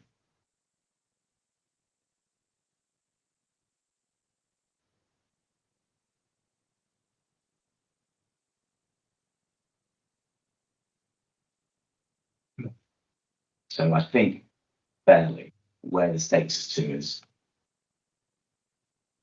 given that you're agreeing with that definition of the word, and we just look at the way the policy is, I think it's fair to say that you would accept that there's conflict with LP14 because policy requires you to do no harm, and there is some harm. If I go with your methodology, there is conflict, that conflict would be limited in terms of the limited harm. Yeah. I mean, obviously, the extent of the conflict with the policy will flow from the inspector's conclusions about the extent of the harm. Fair? Because it's not your case to suggest that this policy is inconsistent with the NPPF. No. And of course, we know it was examined by the examination inspector against the 2012 framework and found to be consistent with the 2012 version of the framework. And we know that in terms of the policies pertinent to recognising the intrinsic character and beauty of the countryside, that's the same. 2012 situation framework and current situation framework essentially uses the same language. Fair? Yeah.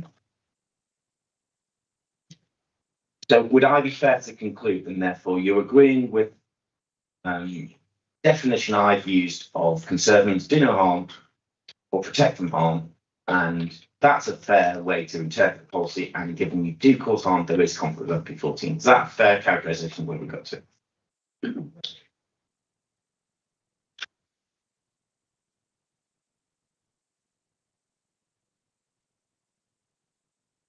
I still don't accept that we are conflict with policy because of limited harm.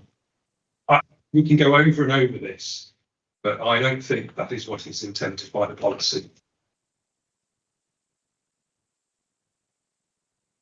I don't think the council, when putting that policy together, was considering the dictionary definition of the word conserve. And this is not how that policy is applied. We can go round and round in circles. We might have to.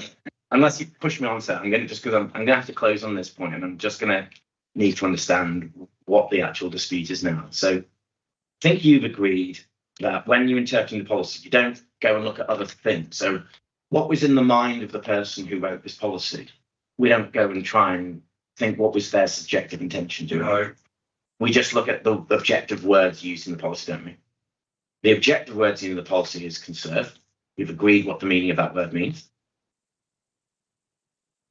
So if it doesn't conserve, i.e. it doesn't provide no harm, it must therefore conflict with that part of the policy. That fair?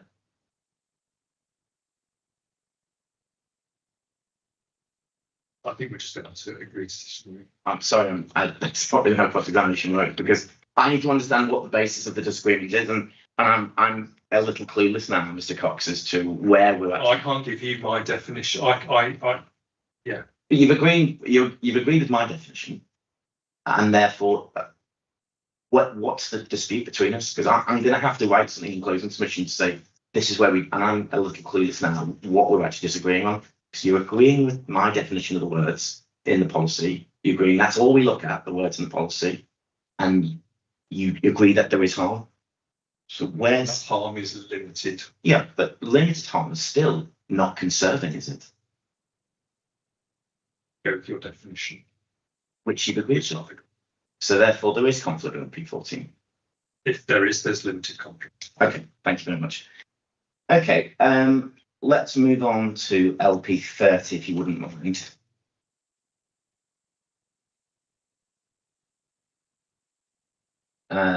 Which is digital page 68. I've got it. Thank you. I can touch on this very briefly.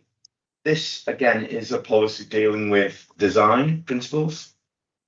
And most of these points in this policy are going to be pertinent to reserve matters, which is obviously not before us.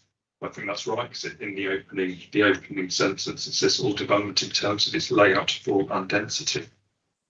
Yeah. So I think it's quite clear it's directed to detailed matters at the reserve matter stage. That analogy that we used earlier, the 2,000 units on a small site, and I think you agreed in principle, an outline scheme design is not an issue that you ignore. It can be pertinent to an outline scheme. Do you recall that? Design principle. Yeah. And again, if the inspector agrees with the council that because of the sensitivity of the site, that there isn't going to be a design that will be acceptable, that would lead to conflict with this policy. Is that fair? Yeah. It turns on the inspector's conclusion on that issue, but there is potentially a conflict with this policy depending on the inspector's conclusions about that issue. Is that fair? In terms of layout, form and density, for Mr. Collins, there would be no issues in terms of those elements at the reserve matter stage. Yeah, absolutely. And I hope it's clear that we're accepting most of these issues in LP 13 are issues for reserve matters, so not issues for this inquiry. But in principle, the policy is still relevant if the inspector concludes that because of the nature of the site, an acceptable design couldn't come forward. But this policy could achieve. Yeah. Okay. Let's move to policy in the neighbourhood plan. So we're going to call up from 4.3 if you wouldn't mind.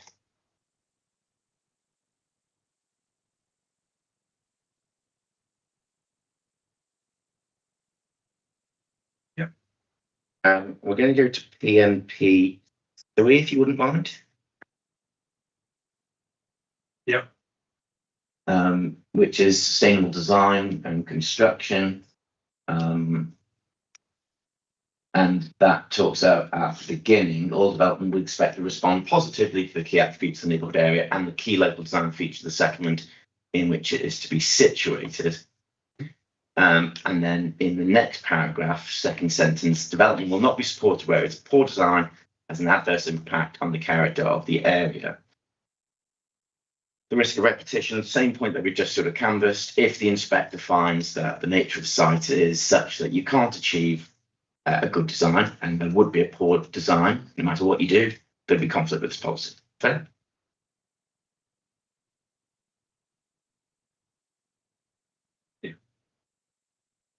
Thank you. And if we jump forward, if you wouldn't mind, to PMP 4, please.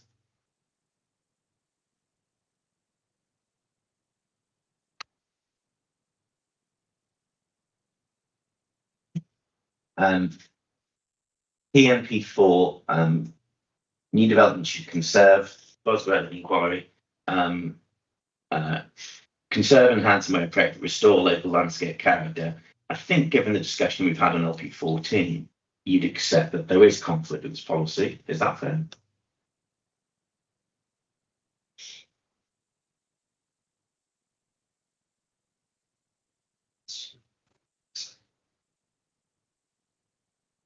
Yeah. Planning balance, if you wouldn't mind. Many of the issues, actually, there isn't a huge actual divergence between the parties on many of the weights that you've afforded different aspects of the scheme in terms of market and affordable housing. I think. Oh, there is. Please.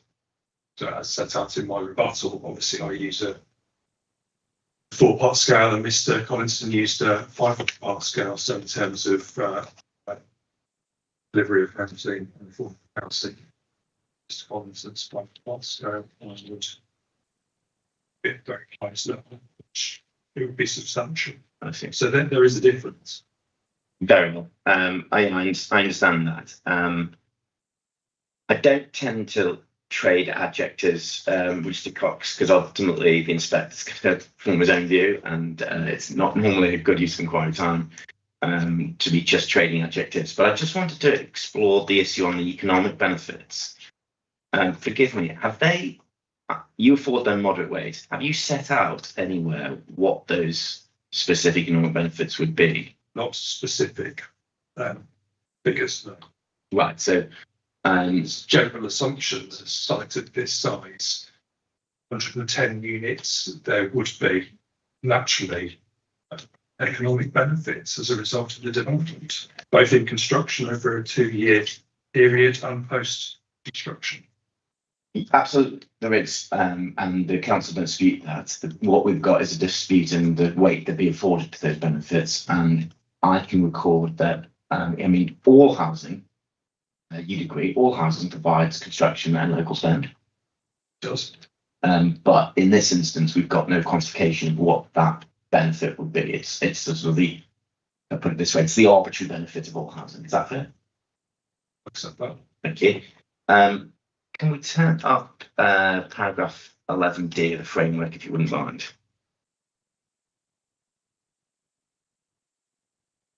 I'm so sorry, Mr. Cox. Actually, sorry, I need to take you elsewhere. Sorry, just before we do that, I'm going to take it to your proof.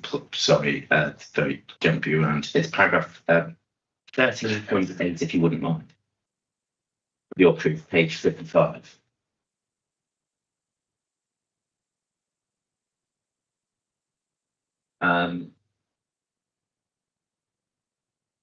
So this is on the theme of social cohesion. You say that WRA has raised concerns that the scale of recent growth in the village has had a negative impact upon the community's ability to integrate the new households. Pausing there, I said in opening that the village had 517 dwellings in 2016, and since then there's been an additional 310 dwellings brought forward. Do you dispute those figures? Please. Those figures from Mr. Thompson's proof of evidence. I hope so. Yes. If it precise, go to table 4 on page 36. Constant proof.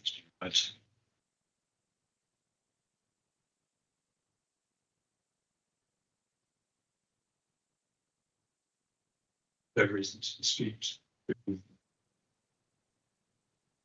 Or the 517 in 2016. It's if you're in Mr. Collinson's proof of evidence, it's page 36.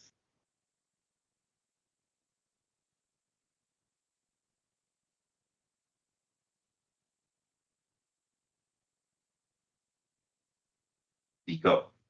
I'm just looking at the 17 where that's. So just table 4 and 3.24. I can see table 4. I can see the 310.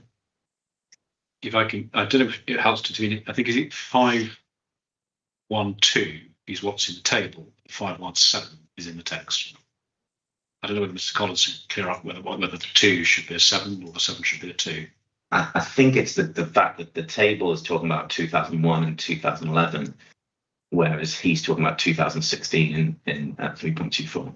So it's a different year to the what's provided in the table. So 2016, the number of properties seems quite strange. I suspect the error. Sorry, if it's short, I suspect the original baseline of 517. I think there's an arithmetic error there. It's either 512 or 517. I don't know if Mr. Collins can confirm this basic typo. Yeah, Mr. Collinson, can you comment? There's an error in 324. It should be, I believe it should be 527. So it goes 2001 is 512, 2011 520, and then written down at 321 I think it should be 527. Well, that's a typographic we couldn't have predicted, but it is about the very things. By accident. I'm not going to question that. Okay. So can I take, with that correction, can I take that table 4 and 3.24 and 3.25 as accurate and not disputed stuff? Not disputed. Thank you. Obviously, would you accept that represents a significant growth to the village in a relatively short period of time?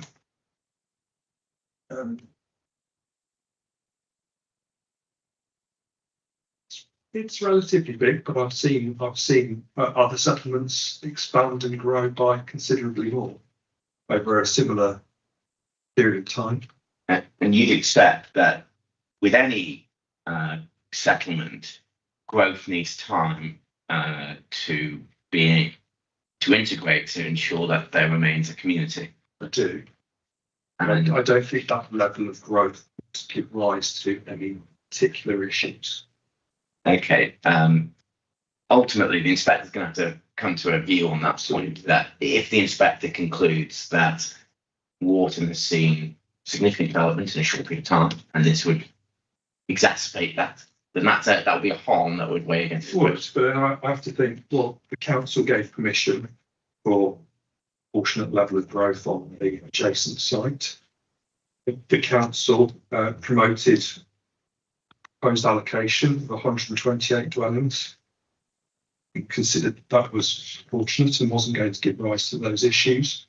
We're talking about a 12% increase, which I don't think would give rise to any issues of social cohesion.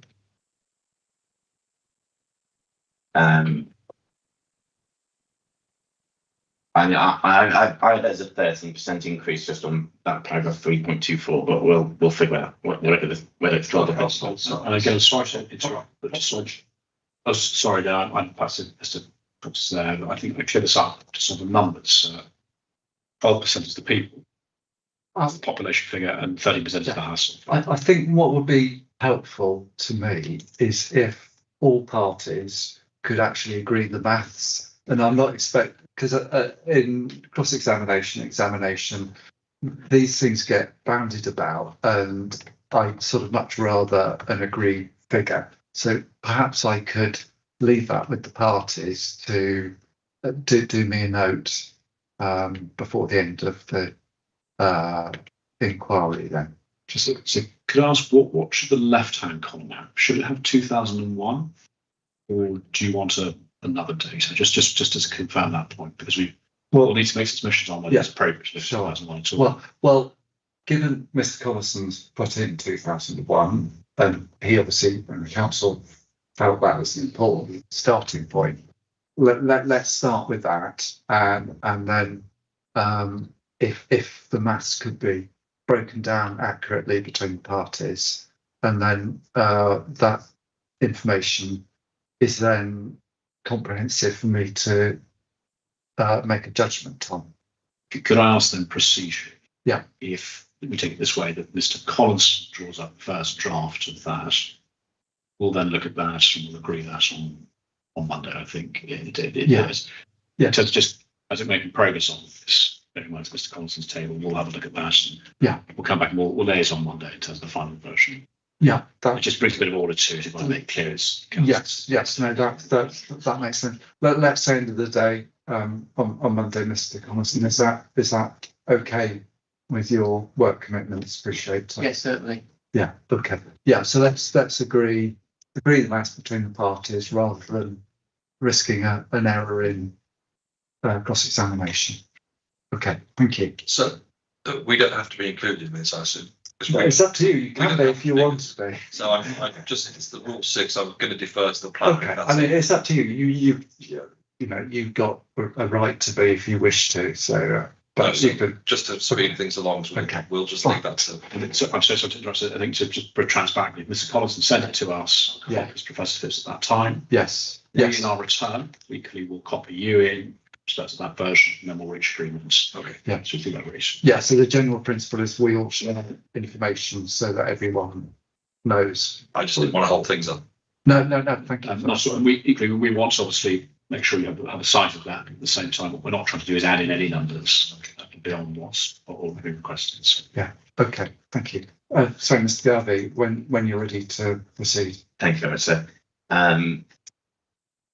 So I think what you're saying, Mr. Cox, on that point is all the council have previously approved and supported development within this settlement, and that's obviously factually correct. But there comes a tipping point, doesn't there, with any settlement where you just keep putting on more and more development. It gets to the point where those residents aren't going to effectively integrated into the settlement, and there won't be, you'll lose a sense of community. Is that fair? There will be a tipping point. I don't think you can evidence that. I mean, it's ultimately, it's that calls for a subjective planning judgment, doesn't it? That at a certain point, if you put more and more houses onto a settlement, there'll come a point where those houses won't be able to effectively integrate into that community. That's fair, isn't it? Yeah, but it's integration, social cohesion, and social cohesion is going to be about the services, facilities in the settlement, and the level of developments that we're proposing isn't going to undermine those in any way. Provide those opportunities for social interaction. I can't see the issue of social cohesion from that level of development.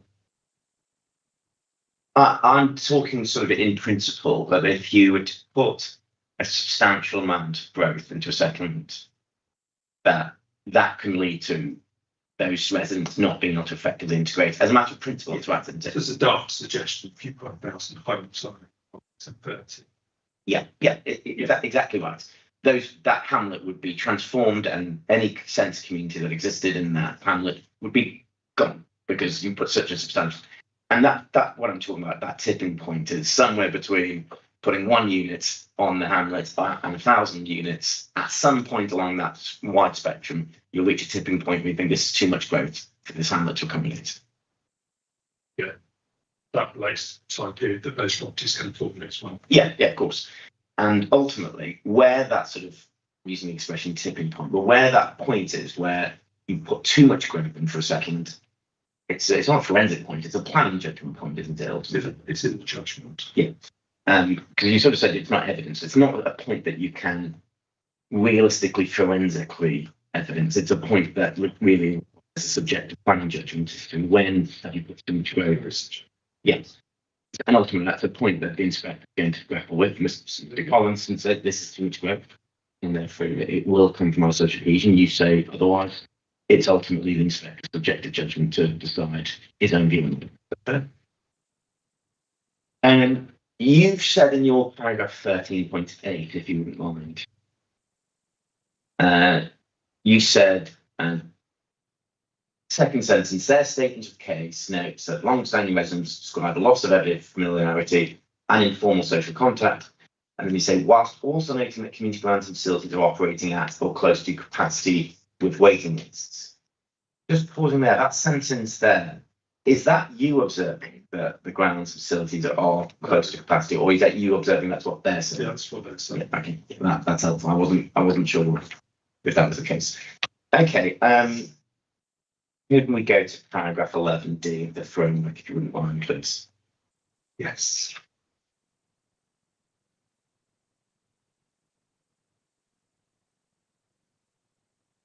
Let me know when you're there. Well, 111 homes. So, Okay. no. No. So 11D, Roman numeral 2, and which encompasses the tilted balance, and that then talks about having particular regard, and you can see the rest of that part, which is the new language that was inserted into this iteration of the framework, as opposed to previous iterations, yes? And that takes us to footnote 9. So clearly when the tilted balance is being considered, the inspector is directed to have particular regard to those issues which are addressed within footnote 9. Yes. So, I mean, if I put it this way, that if the inspector were to find that there was, let's say, a conflict with paragraph 110, let's say, that's an issue which, in the context of tilted balance, should be weighty, because the inspector's directed that particular regard to that issue. Is that fair? The inspector has to have particular regard. Yeah, and ultimately that increases the weight that you might attach to those issues encompassed by footnote 9. Is that fair? Yeah, so I mean, a planning balance that you might have conducted under an older framework, we had language like paragraph 110, would potentially be different to a planning balance you now conduct, given this language that we I have don't in. necessarily suggest that it sort of adding weight. It's just saying that these are the defined parts of the MPPF that must be regarded. Okay, I mean, before this language existed in the 2023 framework, those policies, you'd still have to have regard for them because you'd always have had to consider the framework taken as a whole. You do. I have in particular regard in this case. Yeah, and I'm saying that language of having particular regard means these are more significant issues when you're applying it to the balance. That's what this language serves to do. Is that fair? Or the most relevant to this paragraph. Okay, fine. Just wait there, Mr. Gross.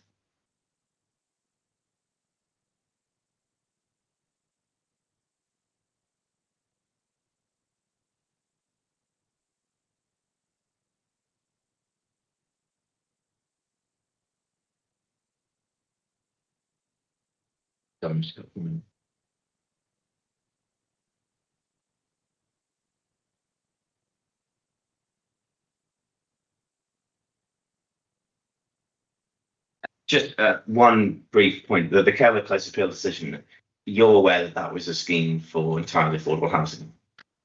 And there was no section 106 agreement. Yeah. Okay, thank you very much. Mr. Cox, I've got no further questions. Professor Phipps, anything from yourself? As a cross-examination or? Yes. I have a few questions, sir. Yeah, absolutely. Yeah, go on. Sorry. Just three questions, really. I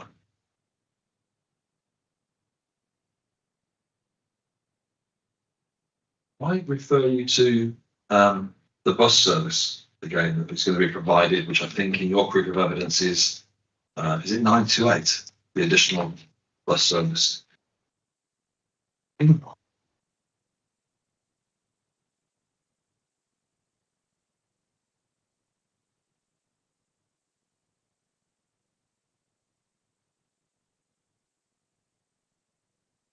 My paragraph 9.28. Yes, It's, so there'll be an extra money made available for the bus service. yes. Can I ask how long that money will last in terms of providing the extra service? It's there to try and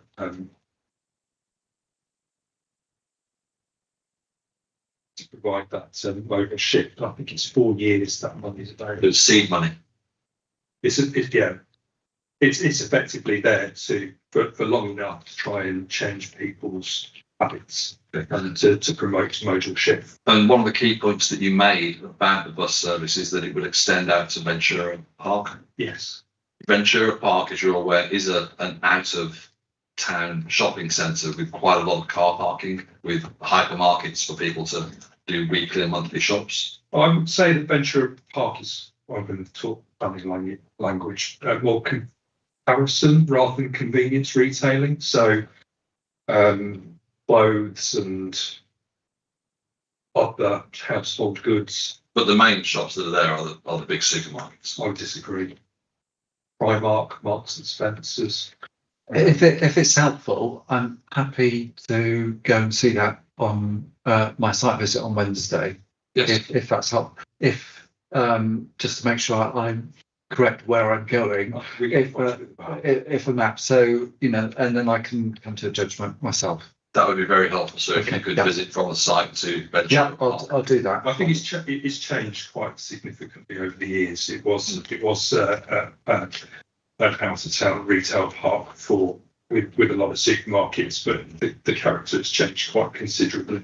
But most people that visit it would be doing quite a lot of shopping. Clothes shopping, But again, it's the only major supermarkets in the area, so they would be going there to do a large food shop. possibly. And you'd agree that residents of Warton, already, if they are using that facility, would be going there by car. I Exist at the moment. Well, I would do it online personally, but you could try. You wouldn't do a weekly shop to get on the bus. Yeah, No, I agree. you agree? Okay, so it's unlikely that existing residents will start using the bus to go and do their weekly shop at Ventura Park. No, I don't think that's necessarily the draw in terms of bus service. It will be more for the comparison goods. Okay, so you think they'll go on the bus to compare clothes shopping? So I'm sorry to interrupt. I appreciate Professor Phipps is not familiar with inquiry proceedings and procedural separation. There was a roundtable session to do with highways and access issues. And there are elements of this question which have been put to the planning witness, which I say respectfully, should have been put to Mr. Parker. I don't want to curtail because actually it may be very short, but I think it has to be understood in that spirit. I will have a good look on Wednesday. I will get out the car, park and have a wander around. I may even, if there's coffee facilities there, I may even partake. So I will have a thorough look, and I can understand the question and Mr. Cox's answer. So I'll put stop that in my questions. that's regards to that, then, sir. fine. Okay, If all you right. could visit from the Fine. site, I will do so. I will do so. Yeah. My only other point, sir, is can I refer you to your public consultation CD 123? You can.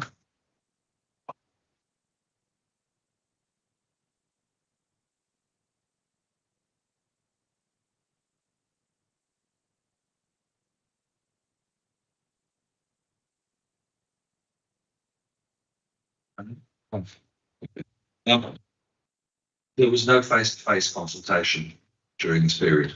There wasn't. No. There wasn't, and was it 2 weeks that Just over 2 weeks. 2 weeks for residents? It was the 18th of February to the 8th of March, from memory.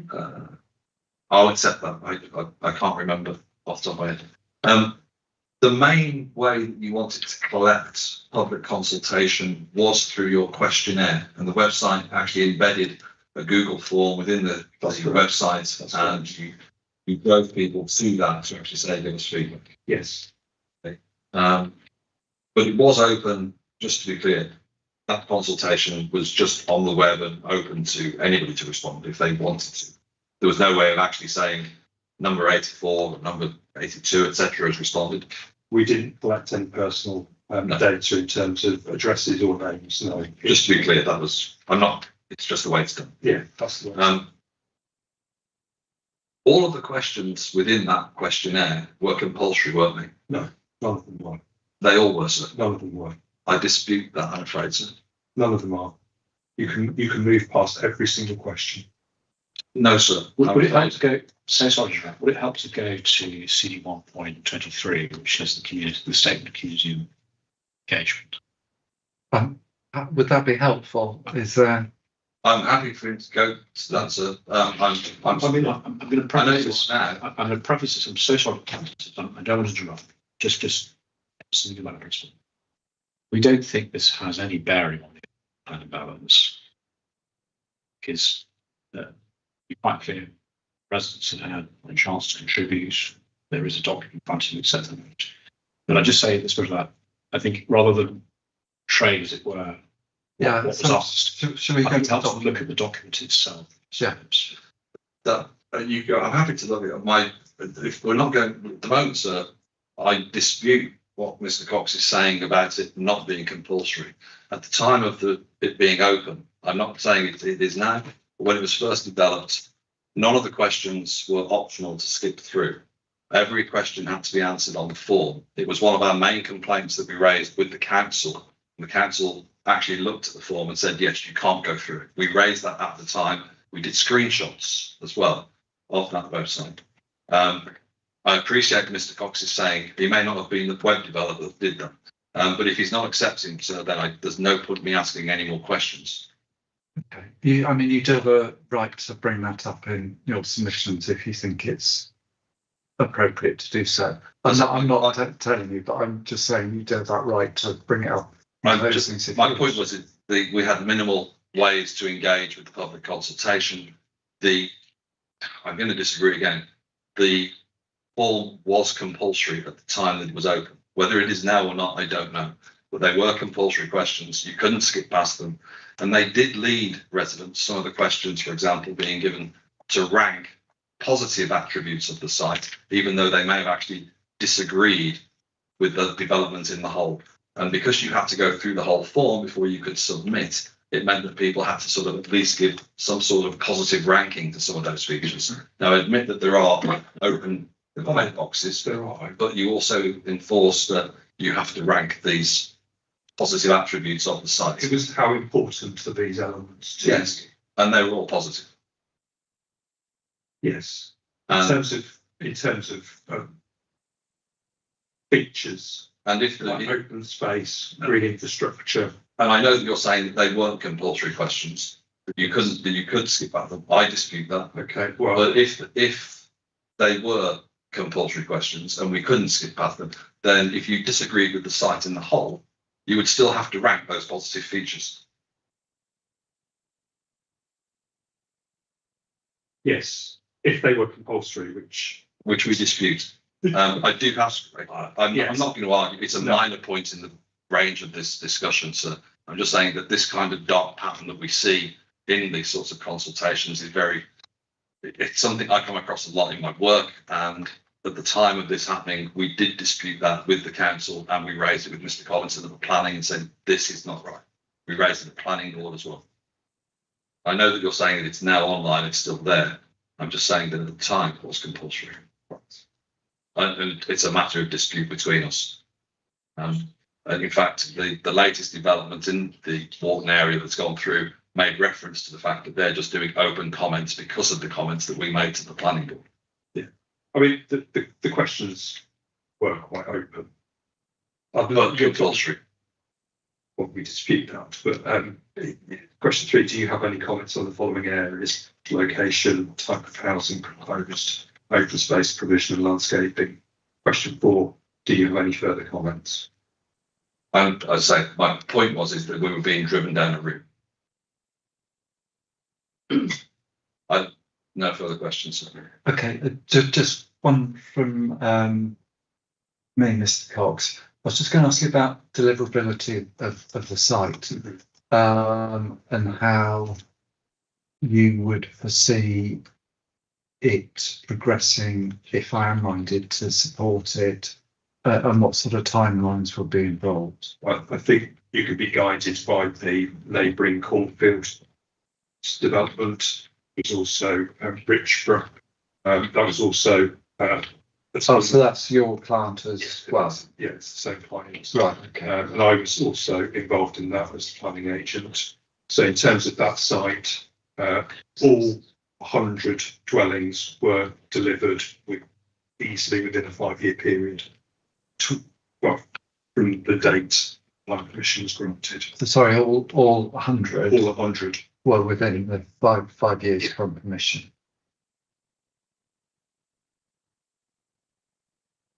The view would be 110 would be delivered in full within the 5-year period. If you weren't to grant. Okay, thank you. That's all my questions. Scott Bletcher. Thank you very much. I've got questions about 4 areas rising in Scottish cross-examination. What I can deal with them very quickly, I imagine, probably by 10:10. So Well, it's up to you. I'm very happy. No, I'm happy to go straight on. Okay, we'll go. Because I will allow some early finish. So. If Mr. Well, Mr. Cox, that can't be my first question. Whether you'd like a medical fit. If you did, well, let me put it differently. Do you need a comfort break? In that case, let's carry on. Okay. As I said, these are quite focused areas. So I'm going to go back to the start of the cross-examination. Questions are put to you about the code-based decision, CD 6.5.1. Yes. Let's just take that out, please. Yes.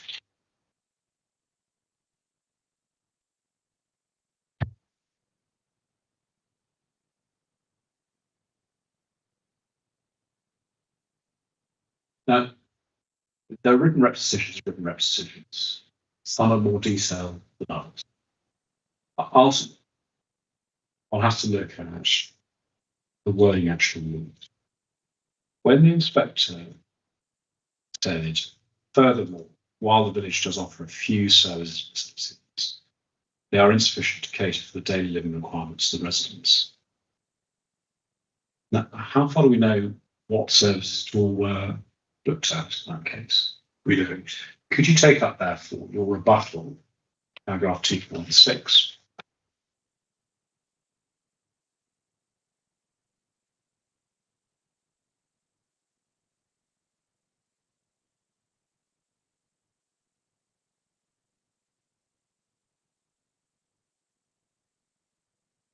You conclude at 2.6, in your view, there's a good level of services and facilities to meet the day-to-day needs of residents. We do. Just unpacking that, what do you say are the most important services that one needs to have regard to, or just the range of services to have regard to, when considering whether there is a good level of services providing day-to-day provision? So I have to object to this because two reasons. Firstly, I didn't ask any questions about the level of service and facilities within Warton. I made the point that we dealt with that. I simply said that dealt with what Inspector Smith said in the Close Appeal decision. So I didn't tell what service and facilities there were. So it's not an issue that arises without cross-examination. And you'll recall, sir, that when in re-examination yesterday, I started to talk about service facilities and Warton, when I'm friend objected to that. So I say this isn't an issue that we can realistically go into. No, I didn't ask any questions about what service facilities there are within Warton itself. I think Mr. Garvey might have a point there. I'm not sure about the re-examination point. Was this the point where Mr. Garvey started to talk about trying to go to the gym? Because that's obviously services outside. What's been asked in cross-examination is on what basis you should reach a different decision to Inspector Smith in this decision. And it was said, well, it's not a forensic point, it's just a judgment point. You can simply see it from the site visit. With respect, if it doesn't actually go into, just allow us to actually look at the specifics of those services, and it's being censored on the site visit, I think it is perhaps, I think in all the circumstances, it's only fair to go back and to re-examination. Well, can to say what are the day-to-day provisions. Okay. Can you phrase it in that way then? That perhaps asking Mr. I can put it in a simple question. Yeah. A single sentence question. What do you say are the services this inspector should have regard to, which in a different view from Inspector Smith, the specific services in Warton? With the school, the nursery. So I'll keep it a bit louder just because we obviously need to make a note of this. School and the nursery. The shop with the post office that provides everyday banking service.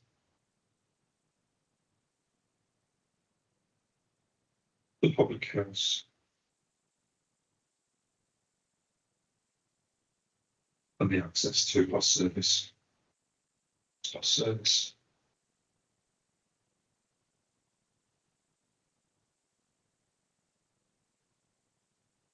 Next question, the second final question on venue close.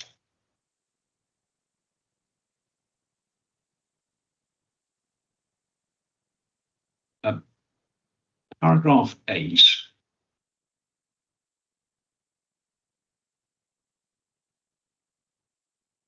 Questions put to you on the basis that one needs to have a look at what's in Warton itself. And then the inspector, conclusion of paragraph 8, concludes, I find that easy access to shops, services and job opportunities would heavily rely on the use of private motor vehicles. And then there is, I think in paragraph 9, also a similar observation, occupants more likely to rely on private vehicles to access services. So bearing in mind transport in the scheme, and its specific location. How far do you consider this inspector to be bound to reach the same conclusion? Well, there are clear In respect of the use of private motor. well, there are clear differences in terms of location, closer to Holsworth services and facilities, but also improving the attractiveness of using the bus service and walking and cycling into Holsworth. Moving on then, policy LP1, 4.1, CD 4.1. Just briefly take that out.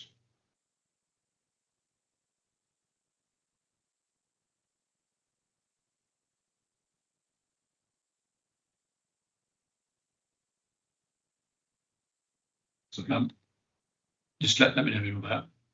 Which paragraph? Policy LP1. Yeah, policy LP1, it's on page 22 of the. The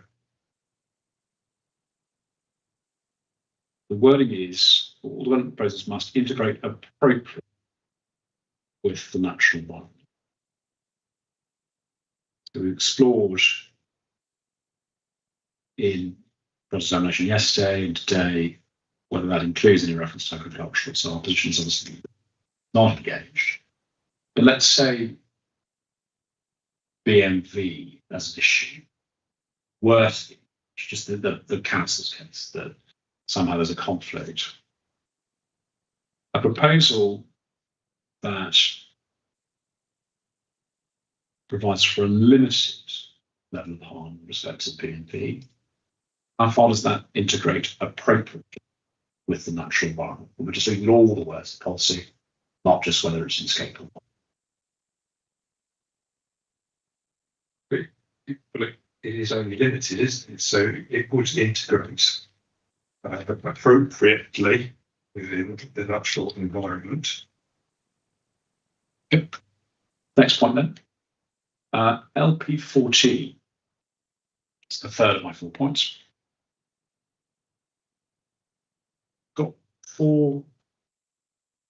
just four sort of subtopics on this. When was the first point in these proceedings that you were alerted to the council's submission that conserve means do no harm? I haven't.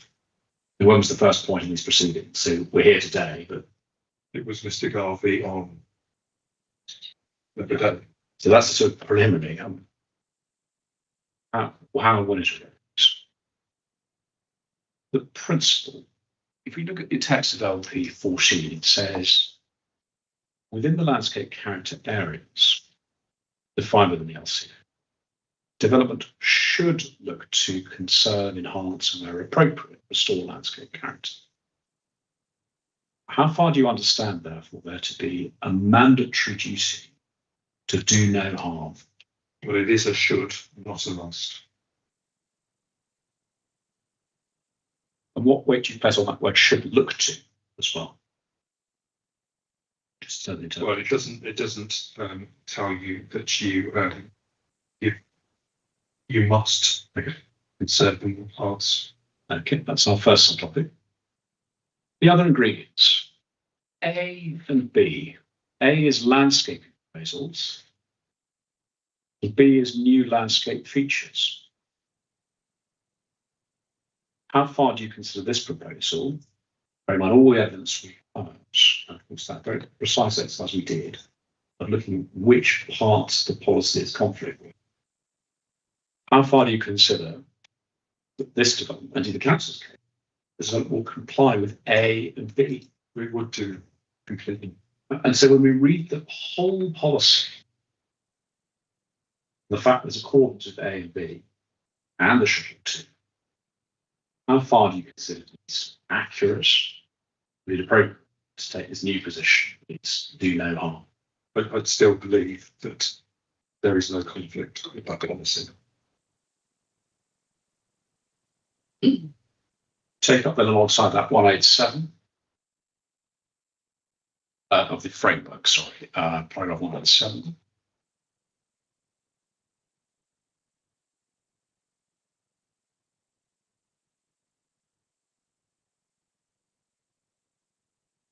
187 is in the chapter 15 of the framework. Conserving and enhancing the natural environment. 187 is the specific paragraph referring to landscape character. There is a distinction that 187 is protecting and enhancing valued landscapes.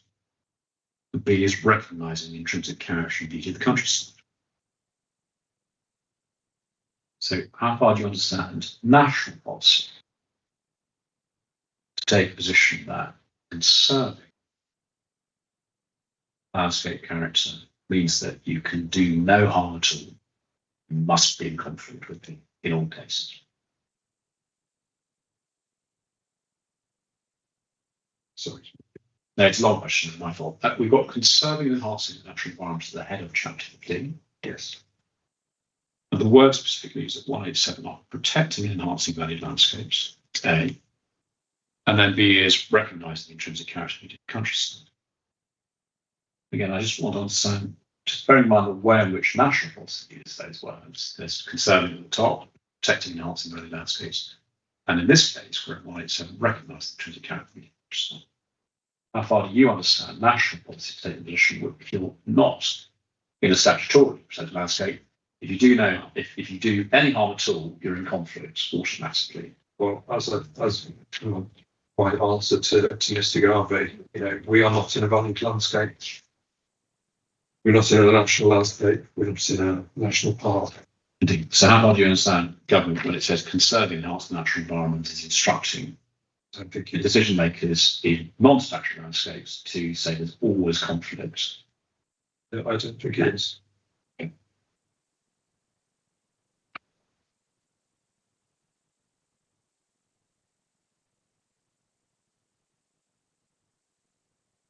No further questions on that. Last subtopic then, the census figures. We're going to draw up a table. Council can draw up a table, we'll agree the figures. Could you go please to Mr. Collinson's page 36, table 4. Okay.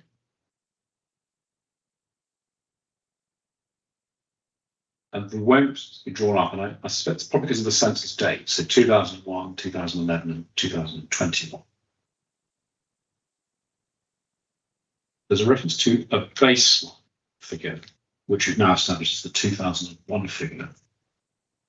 24 years ago, when one is considering proposals map 2025 in the context of the written ministerial statements, all the various documents,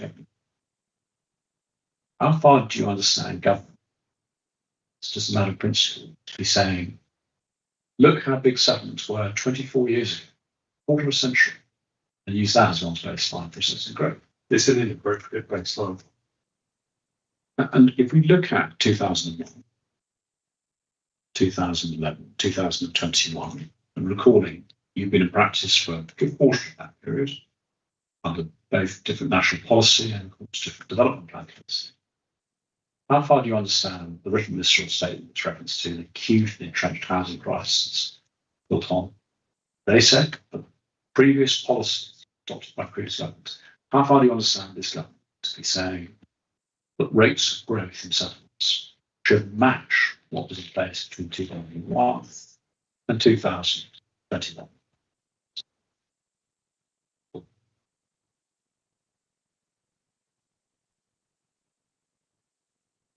So I've got no further questions. Okay, thank you, Mr. Carson. Mr. Coxon stepped down. Thank you. Okay. I would like to deal with conditions today, so it makes it easier on Tuesday, and we also need to talk about logistics. Slightly conscious of time. Would you rather have a very, very short comfort break and then wrap up, or would you rather have a longer lunch break? What's the view of the parties? I need to deal with some dogs. Sorry, sir. The ball. Yeah. So I probably need 45 minutes. That's okay. Yeah. So we're not as well. So Yeah, that's fine. I mean, there's inevitable shuffling with papers and arrangements. Okay, so we'll come back 45 minutes. So that's adequate then. I mean, equally, you know, people need food and sandwiches. And then we'll chat through conditions and then chat through site visit and any other housekeeping arrangements. What I'm going to ask our officers to do over the lunch is print out a couple of copies of the conditions, which we'll leave on the table. So if anyone observing wishes to partake in this next session, they've got a copy of what those conditions are. Right. so I think we've got a preliminary site visit itinerary as well, which we could provide you today. Yeah. I mean, we need to speak to Professor Phipps, I think, a bit further about additional, but I wonder if it would help you to have that just on a preliminary basis, just so you can understand how far we're suggesting that you walk and the distance you cover, with the understanding that we will update it on Monday if there's additional comments. That's fine. And usually on a site visit, my normal concluding words to every party is there anything else you would like me to look at? So it's very provisional. So we'll update the final version on Yeah, Monday, but that's fine. just to help you. Yeah, okay. All right. Well, let's adjourn for 45 minutes then. Is that enough, Mr. Collinson? Did we say 5 to 1? 5 to 1, That's- we'll resume then with conditions. 5 5 to 2, yes. Okay, so 5 to 2, we will resume then with conditions. So thank you. Let's adjourn.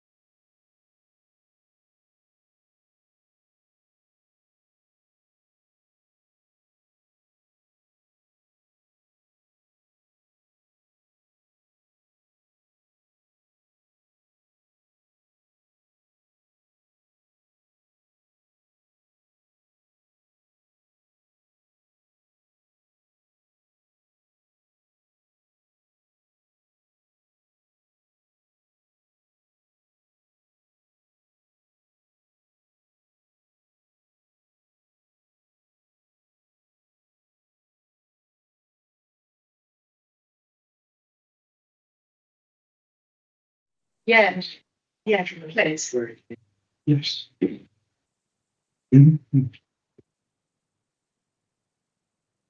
Right, okay, 5-2, so let's make a start then on conditions to start with. As I said at the outset on Tuesday, this is standard practice for all inquiries and does not mean that I've made my mind up, nor does it prejudice the council's position. It's mere standard procedure. So conditions have been suggested and drafted between the parties, and I've got to have a look at them, in particular with regard to the tests in the framework. Right, so I'll just go through numerically. My normal practice is just to highlight any particular points and then leave it up to the parties to perhaps consider over the next few days. And if they want to redraft or submit further amendments, then we'll agree a timescale for that. Okay, so my first question under condition 2 is there's a standard 3 years submission there. Bearing in mind housing land supply, should that be foreshortened? Mr. Cox, I don't know if you want to comment on that.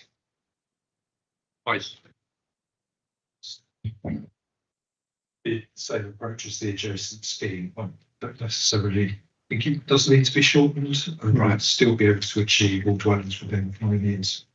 Okay. Mr. Collinson, any? It would certainly help if it was shortened to ensure that, as indicated in evidence, the quick delivery of the site. I understand the site isn't going to be developed by the appellant, but it will certainly put sort of bigger into the development of the site to help the supply of housing if that's necessary. Shall I leave that thought with you, Mr. Cox? Yeah, appreciate. I've probably caught you on the hoof, and you might need a while to think about that. Okay, all right. Just on Yeah, that, sorry, Mr. Garvey. Yeah, go on. when the appellant's contemplating that, I mean, the test in paragraph 81 of the framework is the shorter timescale condition is encouraged, but that shouldn't be the case where it threatens deliverability and viability. So really the question for the appellant is, would a shorter timescale threaten deliverability or viability? And if not, we'd welcome it.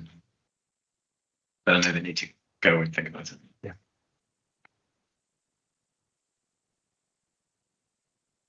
Okay. My next question is one of wording. Number 6. We've got the first line. I think it's the first sentence is, I think, fairly clear. And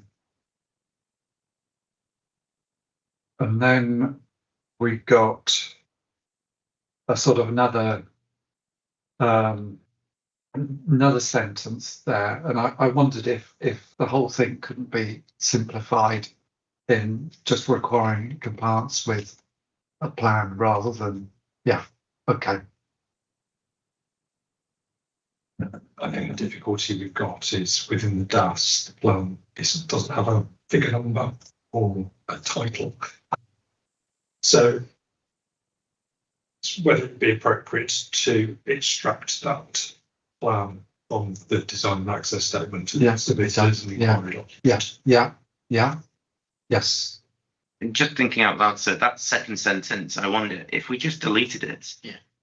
The first sentence, that's been clear to me. That's what I've done on mine. And I wonder if Yeah. deleting the Yeah. second sentence resolves Yeah. the It may well do. Yeah, I'll leave that thought with you, which is best way forward.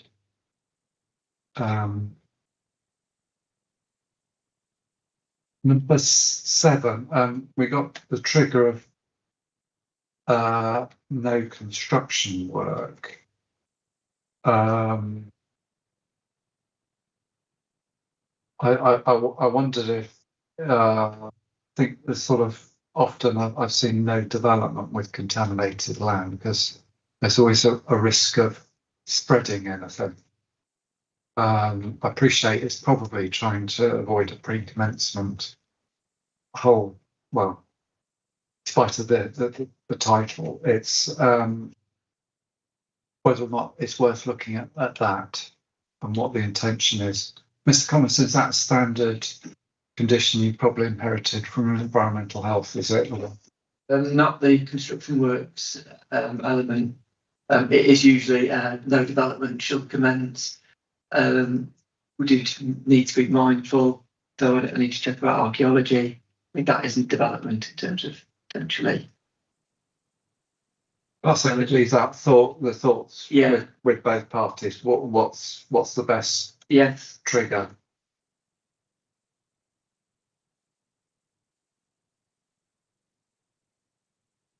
Number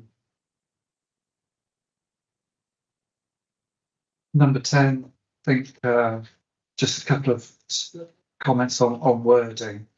Under the opening paragraph, I wonder if wording, the approved plan shall be adhered to throughout the development rather than the construction period.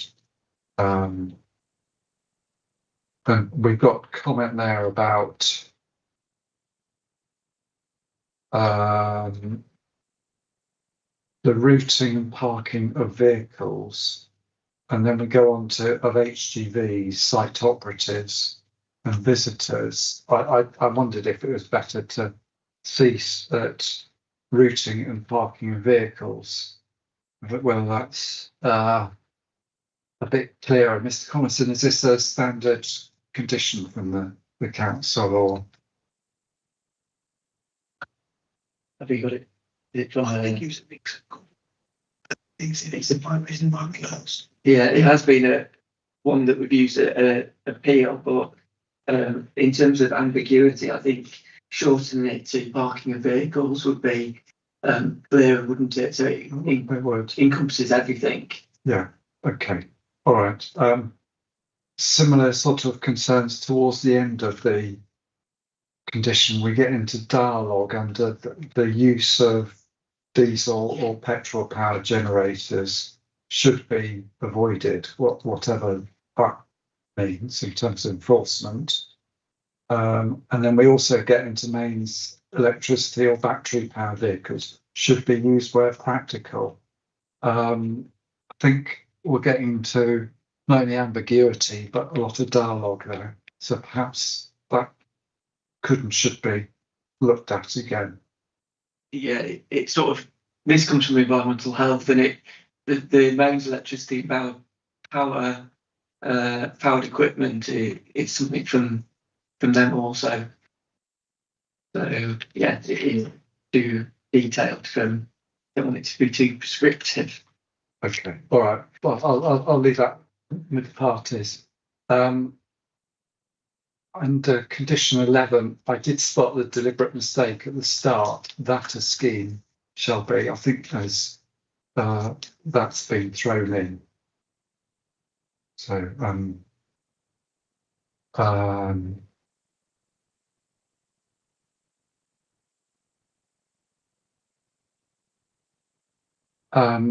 condition 12, I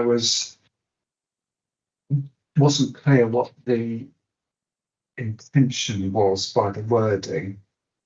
I wasn't sure if it was trying to get the details of each plot submitted and approved, or if it was the boundaries of the site, or what. I'm not disputing the need for it. I just couldn't understand it. Sometimes we get sites that don't submit them as part of the approval of reserve matters, but I think it's covered by essentially that approval of reserve matter. So I think it could be deleted as a condition. Okay, all right. And we'll have to pick that up in terms of validation of that application if it was to come in. Right. Okay. All right then. Um,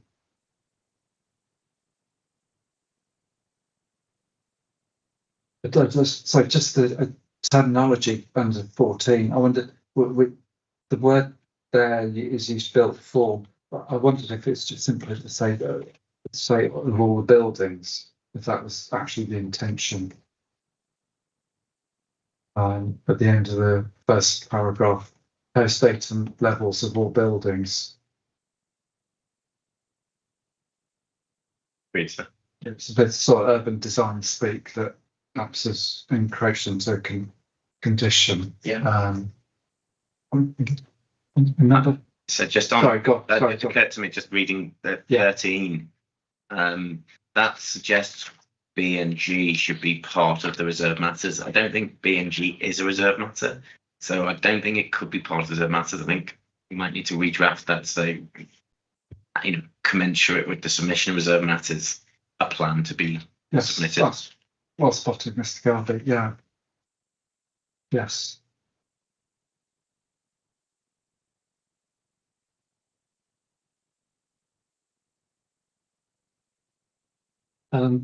Yes, so number 14, I just wondered if it's best to say all buildings rather than built form. Agreed. Yes. Yeah. Number 15, I think probably it's your colleagues again for environmental health, Mr. Collison. We've got the word under the fourth line down, shall consider the recommendations. Is it consider is a bit of a sort of funny term in conditions. I don't know if it's a chord, if that's too strong a word, or I think it needs to be stronger. Consider is, well, I've considered it, but I don't accept it. So if it was to be a chord, it would be better.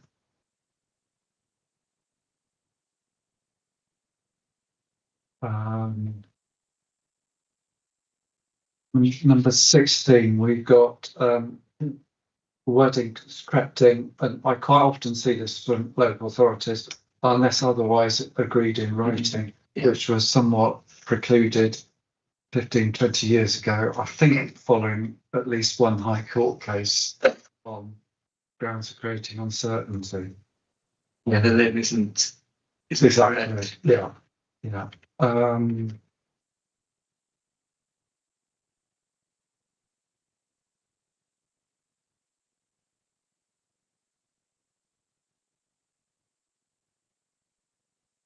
17, I think there's wording there under the second sentence, this with, oh no, that's probably okay, sorry, that's me. Sorry, I beg your pardon, sorry, get that.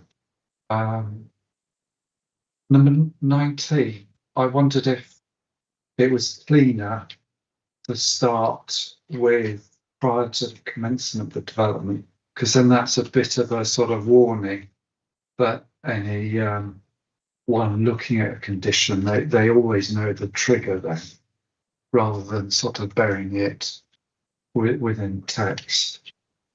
Great, sir.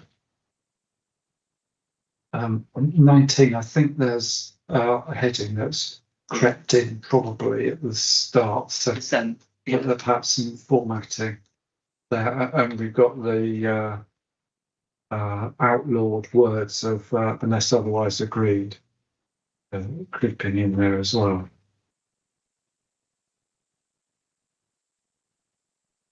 Number 21, I wondered if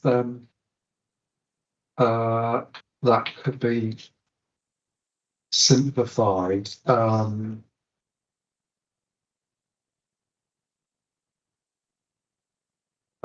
If it was somewhat sort of cumbersome, and is it a case of just prior to occupation, external lighting is agreed, and then only that is implemented?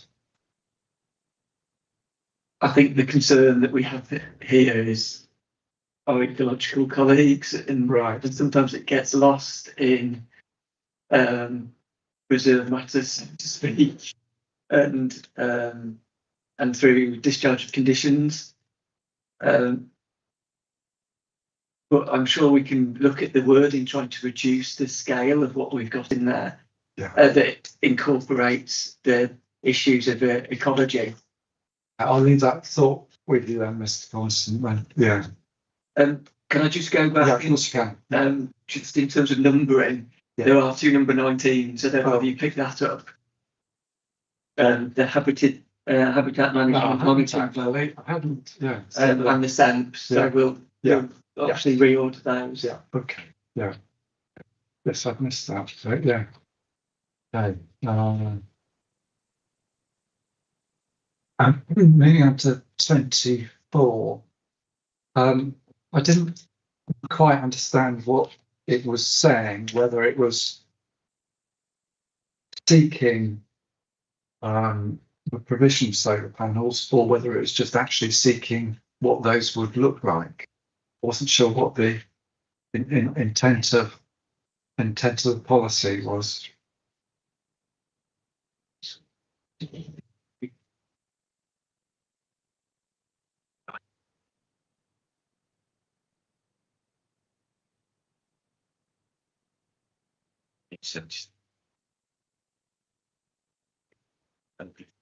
Yeah. So I don't think this. Sorry. Yeah. Don't think this goes quite far enough in terms of the local plan policy. So is there a requirement to provide some then? It's a LP 35 in terms of renewable energy and energy efficiency requires that new development will be expected to provide 10% reductions on site. Right. Okay. And this can be in the form of a number of things. I don't. Apologies, because this is No, the first time that I've asked colleagues to sort of look through this. It's the first time I've looked at it. I don't think it goes far That's enough. all right. That's okay. It's not a false allocation. Don't worry. No. Perhaps I'll if I could leave it with both parties. Yes. Yeah. Is it whether there's alternative wording that the authority suggests and the appellant? I'm sure Mr. Cox would again help on that. Okay. Yeah. Yeah. Okay. Edition 25 again. I just wondered if it needed a little bit of clarification. So is it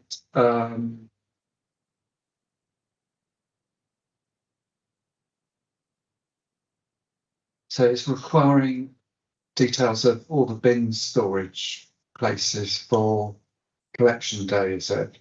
And I wasn't. It is. It's potentially a point that can be raised through the reserve matter scheme.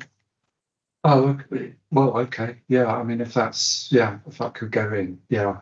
I'm not disputing. They can be quite. I'm not disputing the need for it. I just wasn't sort of quite sure on the wording. It's bin collection points or BCPs, as we put on plans. They can sometimes be an afterthought, but I think it can come in as the reserve matters. It's something that highways look at when they're looking at the internal layouts of the schemes, etc. So yeah.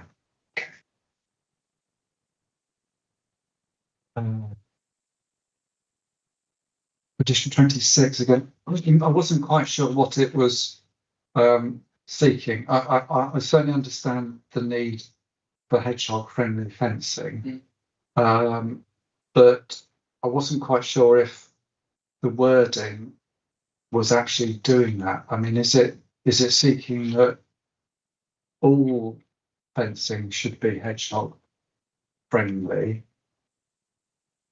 Or is it seeking the boundary fence? Some of the outline boundaries are, or is it a case of details to be submitted?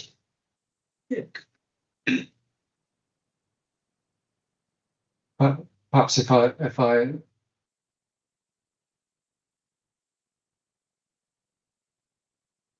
leave that thought with you. yeah. Okay.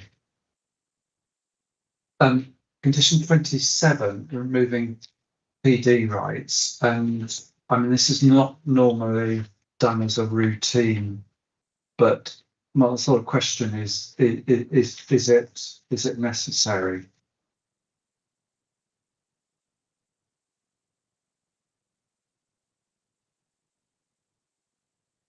I'm not necessarily saying no, but I've just sort of got to ask the question. I would say that would the reserve matters allow you to do it depending on the layout of the properties? Is it necessary? We've obviously got parameters indicating where development will take place. And at this stage, is it necessary? We can only imagine. So we're probably not at that necessary stage at this moment. And it could well be that the reserve matters that you may want to do it there, but then, yeah. I'm just thinking it through in my mind. Well, let me give Mr. Cobbs a chance to comment.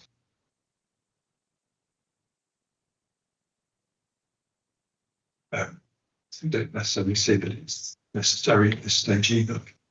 Was it? Can I ask you if it's on their chestnut scheme? No, it wasn't. Cornfield, so. Cornfield. Sorry, that's sorry. That's yeah. Sorry, that's the second time this week. Sorry, your take on it, Mr. Cobbs. Yeah, I would I'd agree with that at this stage. Certainly, is the impact on the character. If the principle of the development is allowed, then we'd obviously have to look at the reserve matters and consider potentially, we could consider plot by plot, which may be, I've certainly done that previously, and that wouldn't then prejudice or take away the opportunity of dwellings within the centre of the scheme, which may not have an impact on the rural character, to maintain their permitted development rights. In terms of the adjacent scheme, I think it's CD10.3 is Cornfield's original outline permission. Wasn't included there. And because having done this exercise in another case, trying to identify the plots, it could take a considerable amount of time, and my personal, it's up to obviously the planners, but I can't see its need in this case if it wasn't included on the adjacent one. So before one goes off and tries to do it in different plots or anything like that, it would seem to be not necessary. Yeah, that would be reserve matter stage. Exactly. I'm not saying now. Yes. Yeah.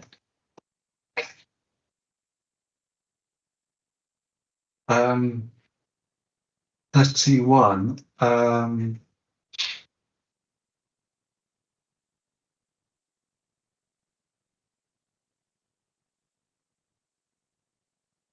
I wasn't quite sure if that. I think I understand the intent, but I don't think the wording's quite delivering that. So I wondered if it's worth another look. I mean, if it is it. This links to the energy that we raised earlier, and maybe a little bit one included the solar, and this could include a number of things. So yeah. Maybe we look at 24 and and this one.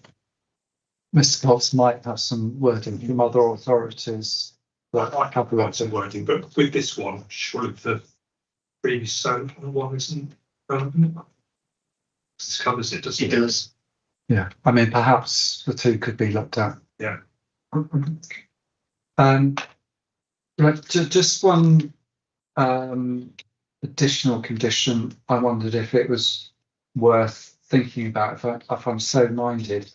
I have seen some authorities require a condition to provide a new residence pack of information, which describes bus timetables and facilities in the area, just to highlight where things are and how things can be accessed. We've had some dialogue this week on whether people actually know and understand where the bus is. And so I leave it amongst the parties to consider if they think that's warranted. The Residents Association would be happy to collaborate if it goes ahead.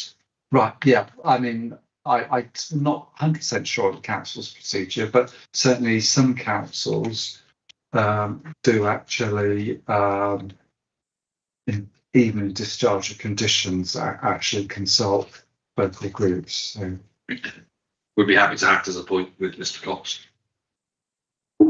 Confirm that that's a condition yourself imposed on other occasions granting, as I understand it. I have, and I'm struggling to remember where and when. Well, I have seen it in the past. No, that's very helpful. Just that indication that it has been imposed. Yeah, Well, we can certainly search community on that. Okay, that's all my comments on conditions. I'll just go around the room just to check. Mr. Garvey, anything else from the council on conditions? Just on that point there, I was checking, you'll recall I did an appeal in Ainscow in front of yourself some years ago. And I just checked, okay. That was an instance where we had a condition dealing with that very point. So I'll circulate this. Okay, thank you. Well remembered. I hadn't remembered, so well done. Yeah. So okay, Professor Phipps, anything else from your point of view in terms of conditions? In terms of the conditions, so I'm not sure if it's relevant, and I'll be guided. The issue that we have, and there's lots of things in there about the CEMP. Yes. Yes. Which we welcome. Yeah. And it says compliance with the CEMP. What we've struggled with previous developments, certainly Woodwinds and Brookmills, is, and apologies for throwing the council under the bus, is enforcement. Yeah. And we don't see anything in here in conditions about enforcement. And so we found that the CEMP breaches were frequent and very, very difficult. And I don't include I was going to say chestnuts. I don't include the cornfields estate in this, which I didn't see that many, but in the two that I did mention, it was extremely difficult for residents. The mention of generators, for example, there were generators going on for 24 hours overnight, which was very difficult for residents. They didn't take any account of it when they were reported. There was nothing actually that we could pin down on conditions around enforcement, and I find that very difficult. It's just sort of, well, they've breached it, but what do we do about it? I don't know how to address that at this stage or who to address it with. Well, there's several things to unpick there. So firstly, the wording of conditions has to be clear and they have to be enforceable. And that's one of the requirements of the framework. So that's the starting point, if you like. And then we also have to look at whether or not it's capable of being enforced. The actual intent is capable, and whether that's justifiable.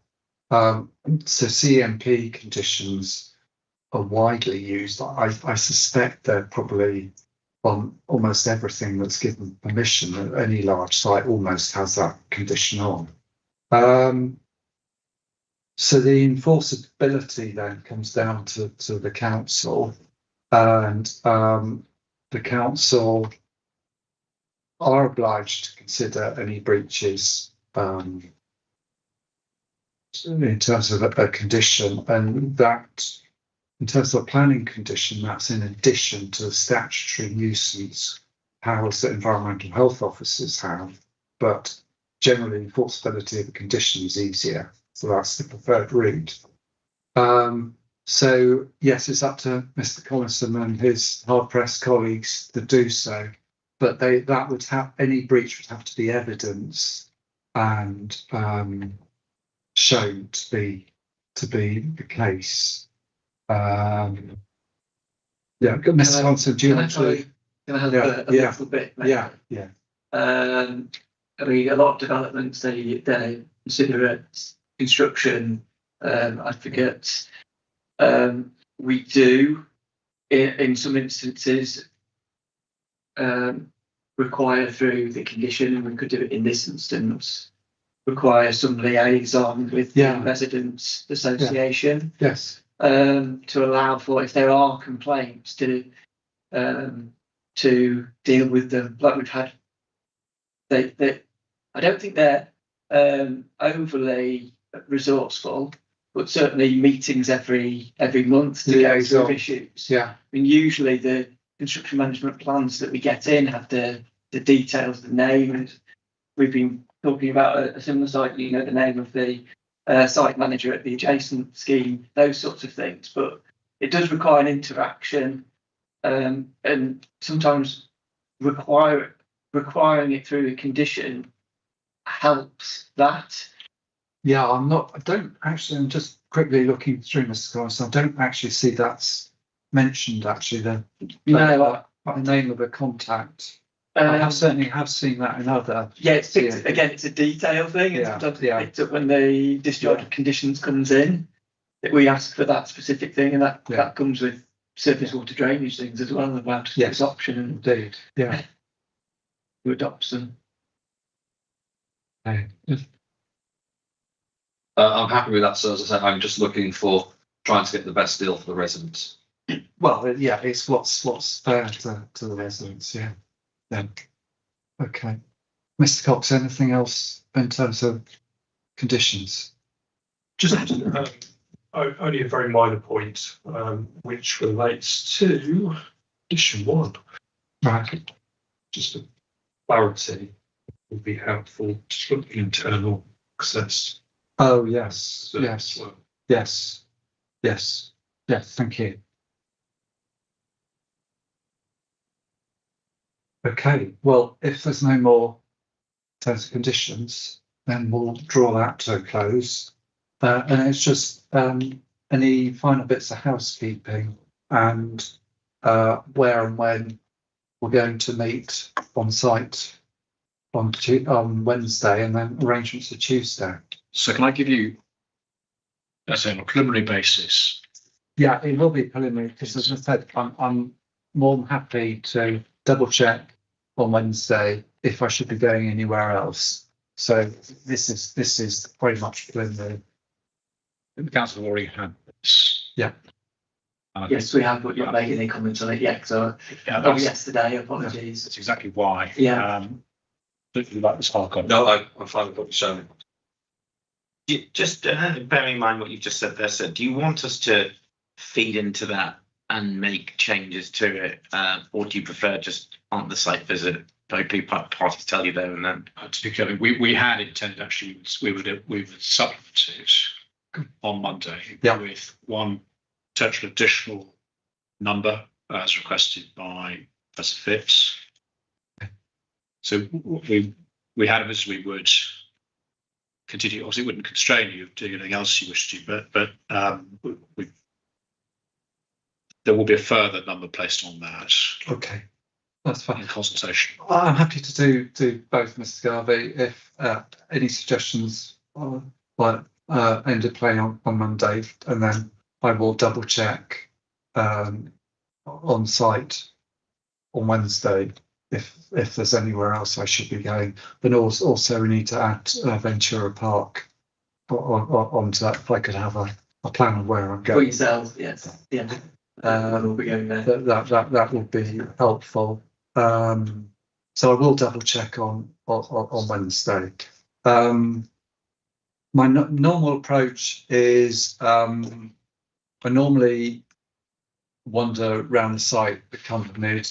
I obviously haven't had the chance to go onto site itself yet, so I normally do that accompanied. And thereafter, I say, well, it's up to the parties whether or not they wish to accompany me on the rest of the viewpoints or facilities or wherever else I'm looking.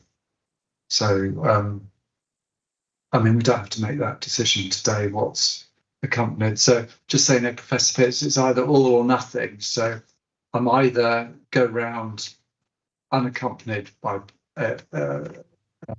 elements, or unaccompanied by at least the council and the appellant. And that's just to make sure that no one's going to say anything inappropriate to me. I'm very proud to walk you around our village, so I would welcome walking with you. Okay, well, if that's the case, then you're going to have to ask the appellant and the council to accompany. That it wouldn't be the first time at all that I've had accompaniment on a walk. That's fine with me. We have been on 3-hour walks with inspectors, so more than happy to. We can certainly provide someone to accompany. So Yeah, okay. I appreciate what Professor Phipps is saying. Such as aware that wouldn't be obviously raising anything new. I'm sure you already heard that. Well, that's it. That's my opening on You can't- Tuesday. So it's purely to point out things that have been discussed and raised in this room. It's not to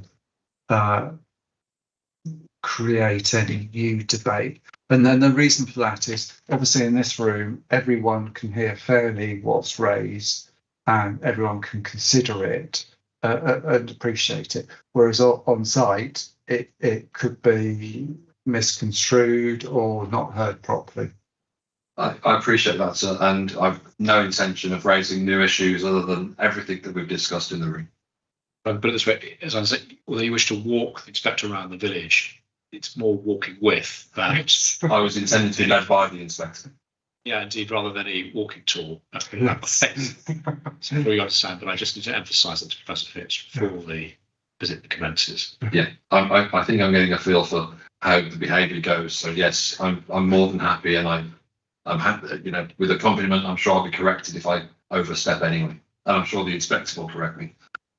I would, but I'm sure that won't be the case. So having said that, okay, all right, okay. So that leads then to where and when we're going to meet. On Monday, I parked probably rather naughtily on the residential area by the pub, just off the road there. But so I can park there again. Quite happy to park there again. So it's sort of where and when we meet. What's the best suggestion? The recreation room, isn't it? Yeah. No, there's no car. Can you hear me without it?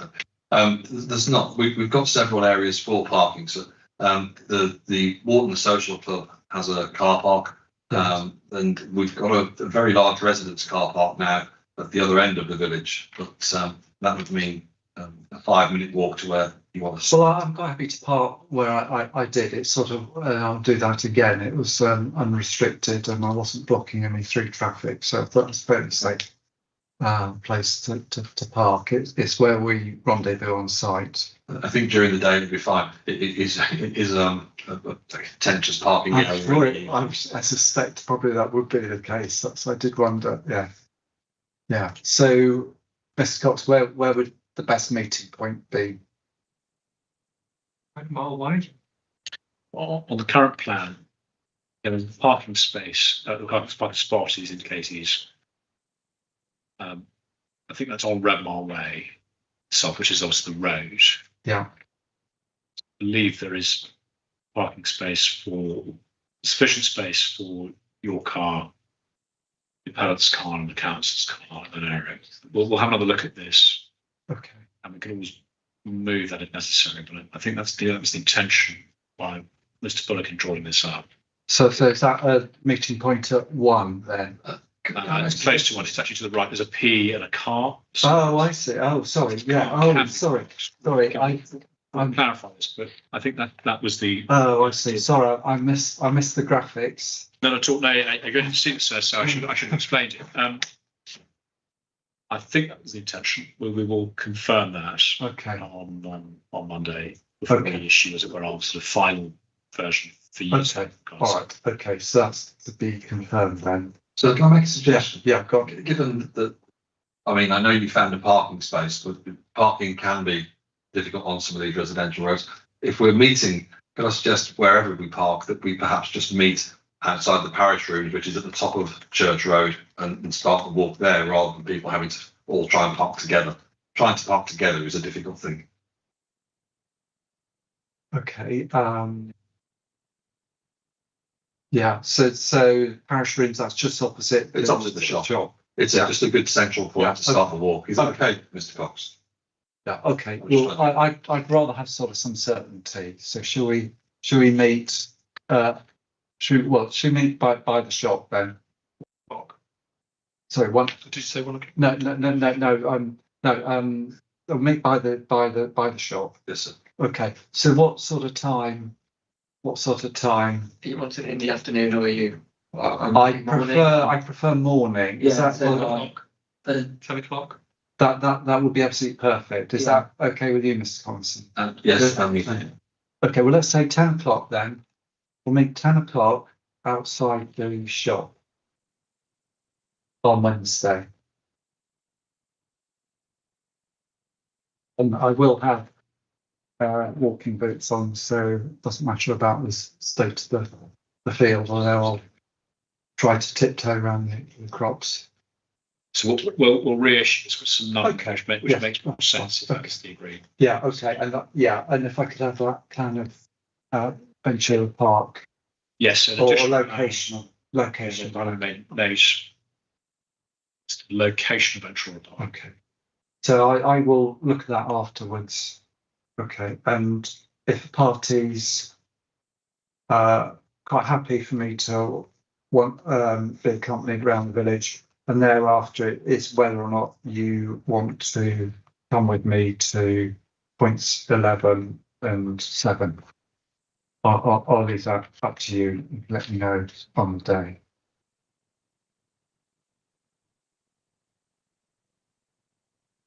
Right. Okay. So I think that's the site visit arrangements. I've let Bristol office know we will be closing virtually. So, Mr. Collison,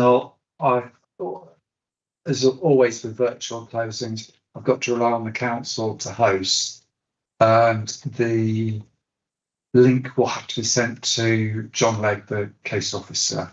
And if I could ask that the council test it to make sure it works.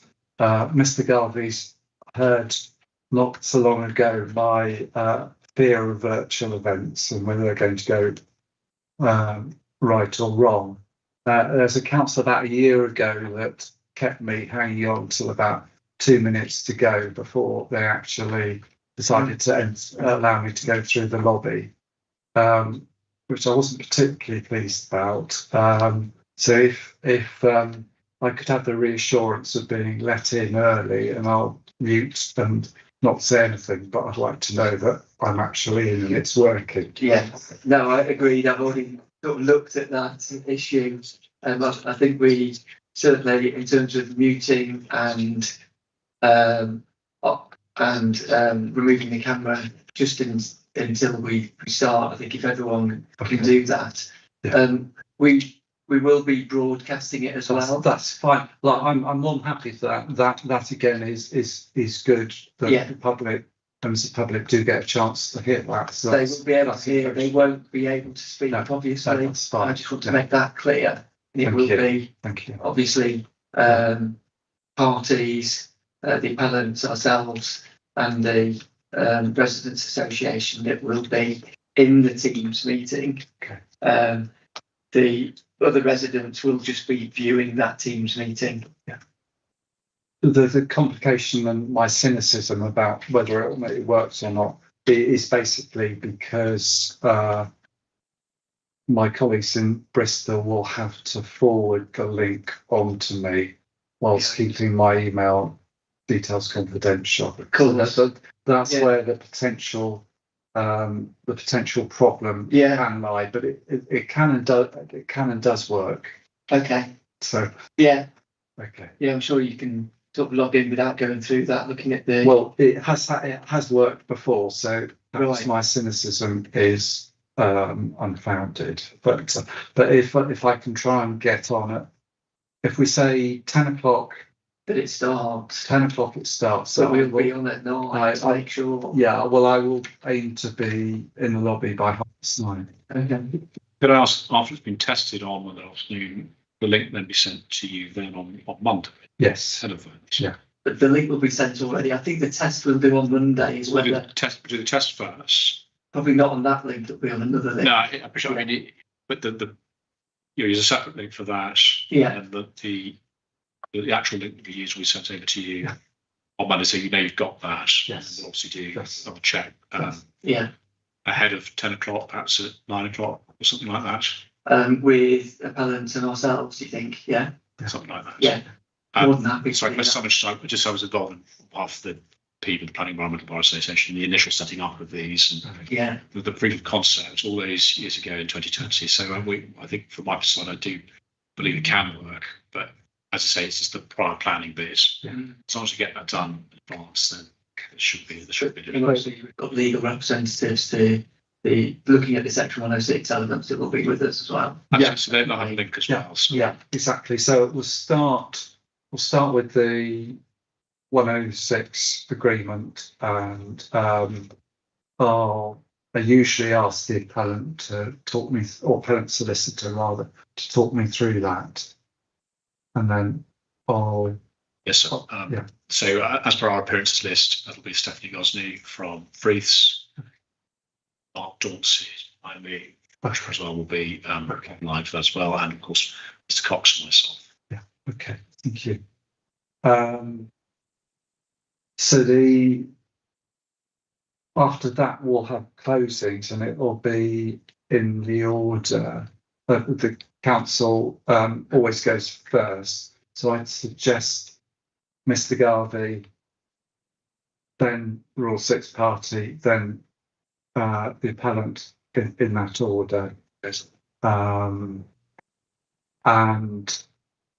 if I could ask for closings to be emailed to the case officer, there's often a satellite delay from going from Bristol outwards to me, because it's got to go through some firewall of some sort. So there is a delay there. They normally have comfort breaks in between to allow the electronic pigeon or whatever it is to work.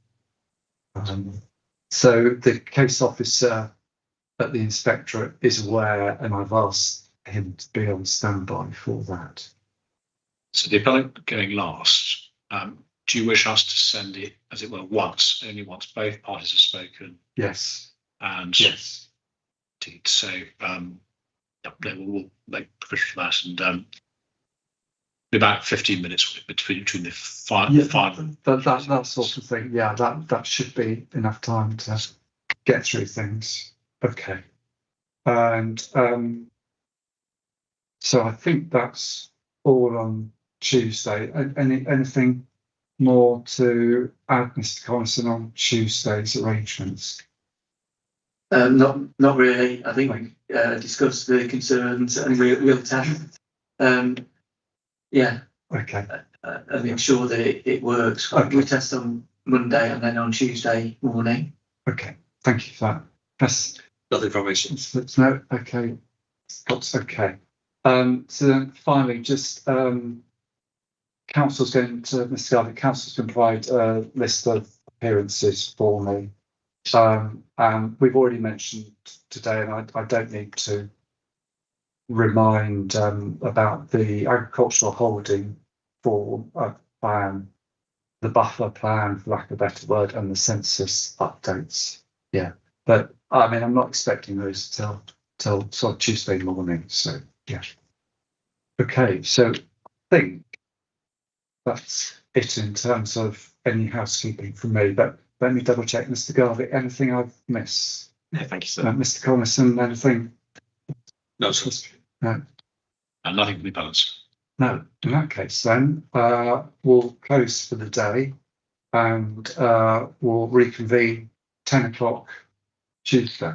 So many thanks to you all. Safe onward journeys. And can I reiterate what Professor Phipps said at the start of the day? So thank the council for their hospitality. So thank you all.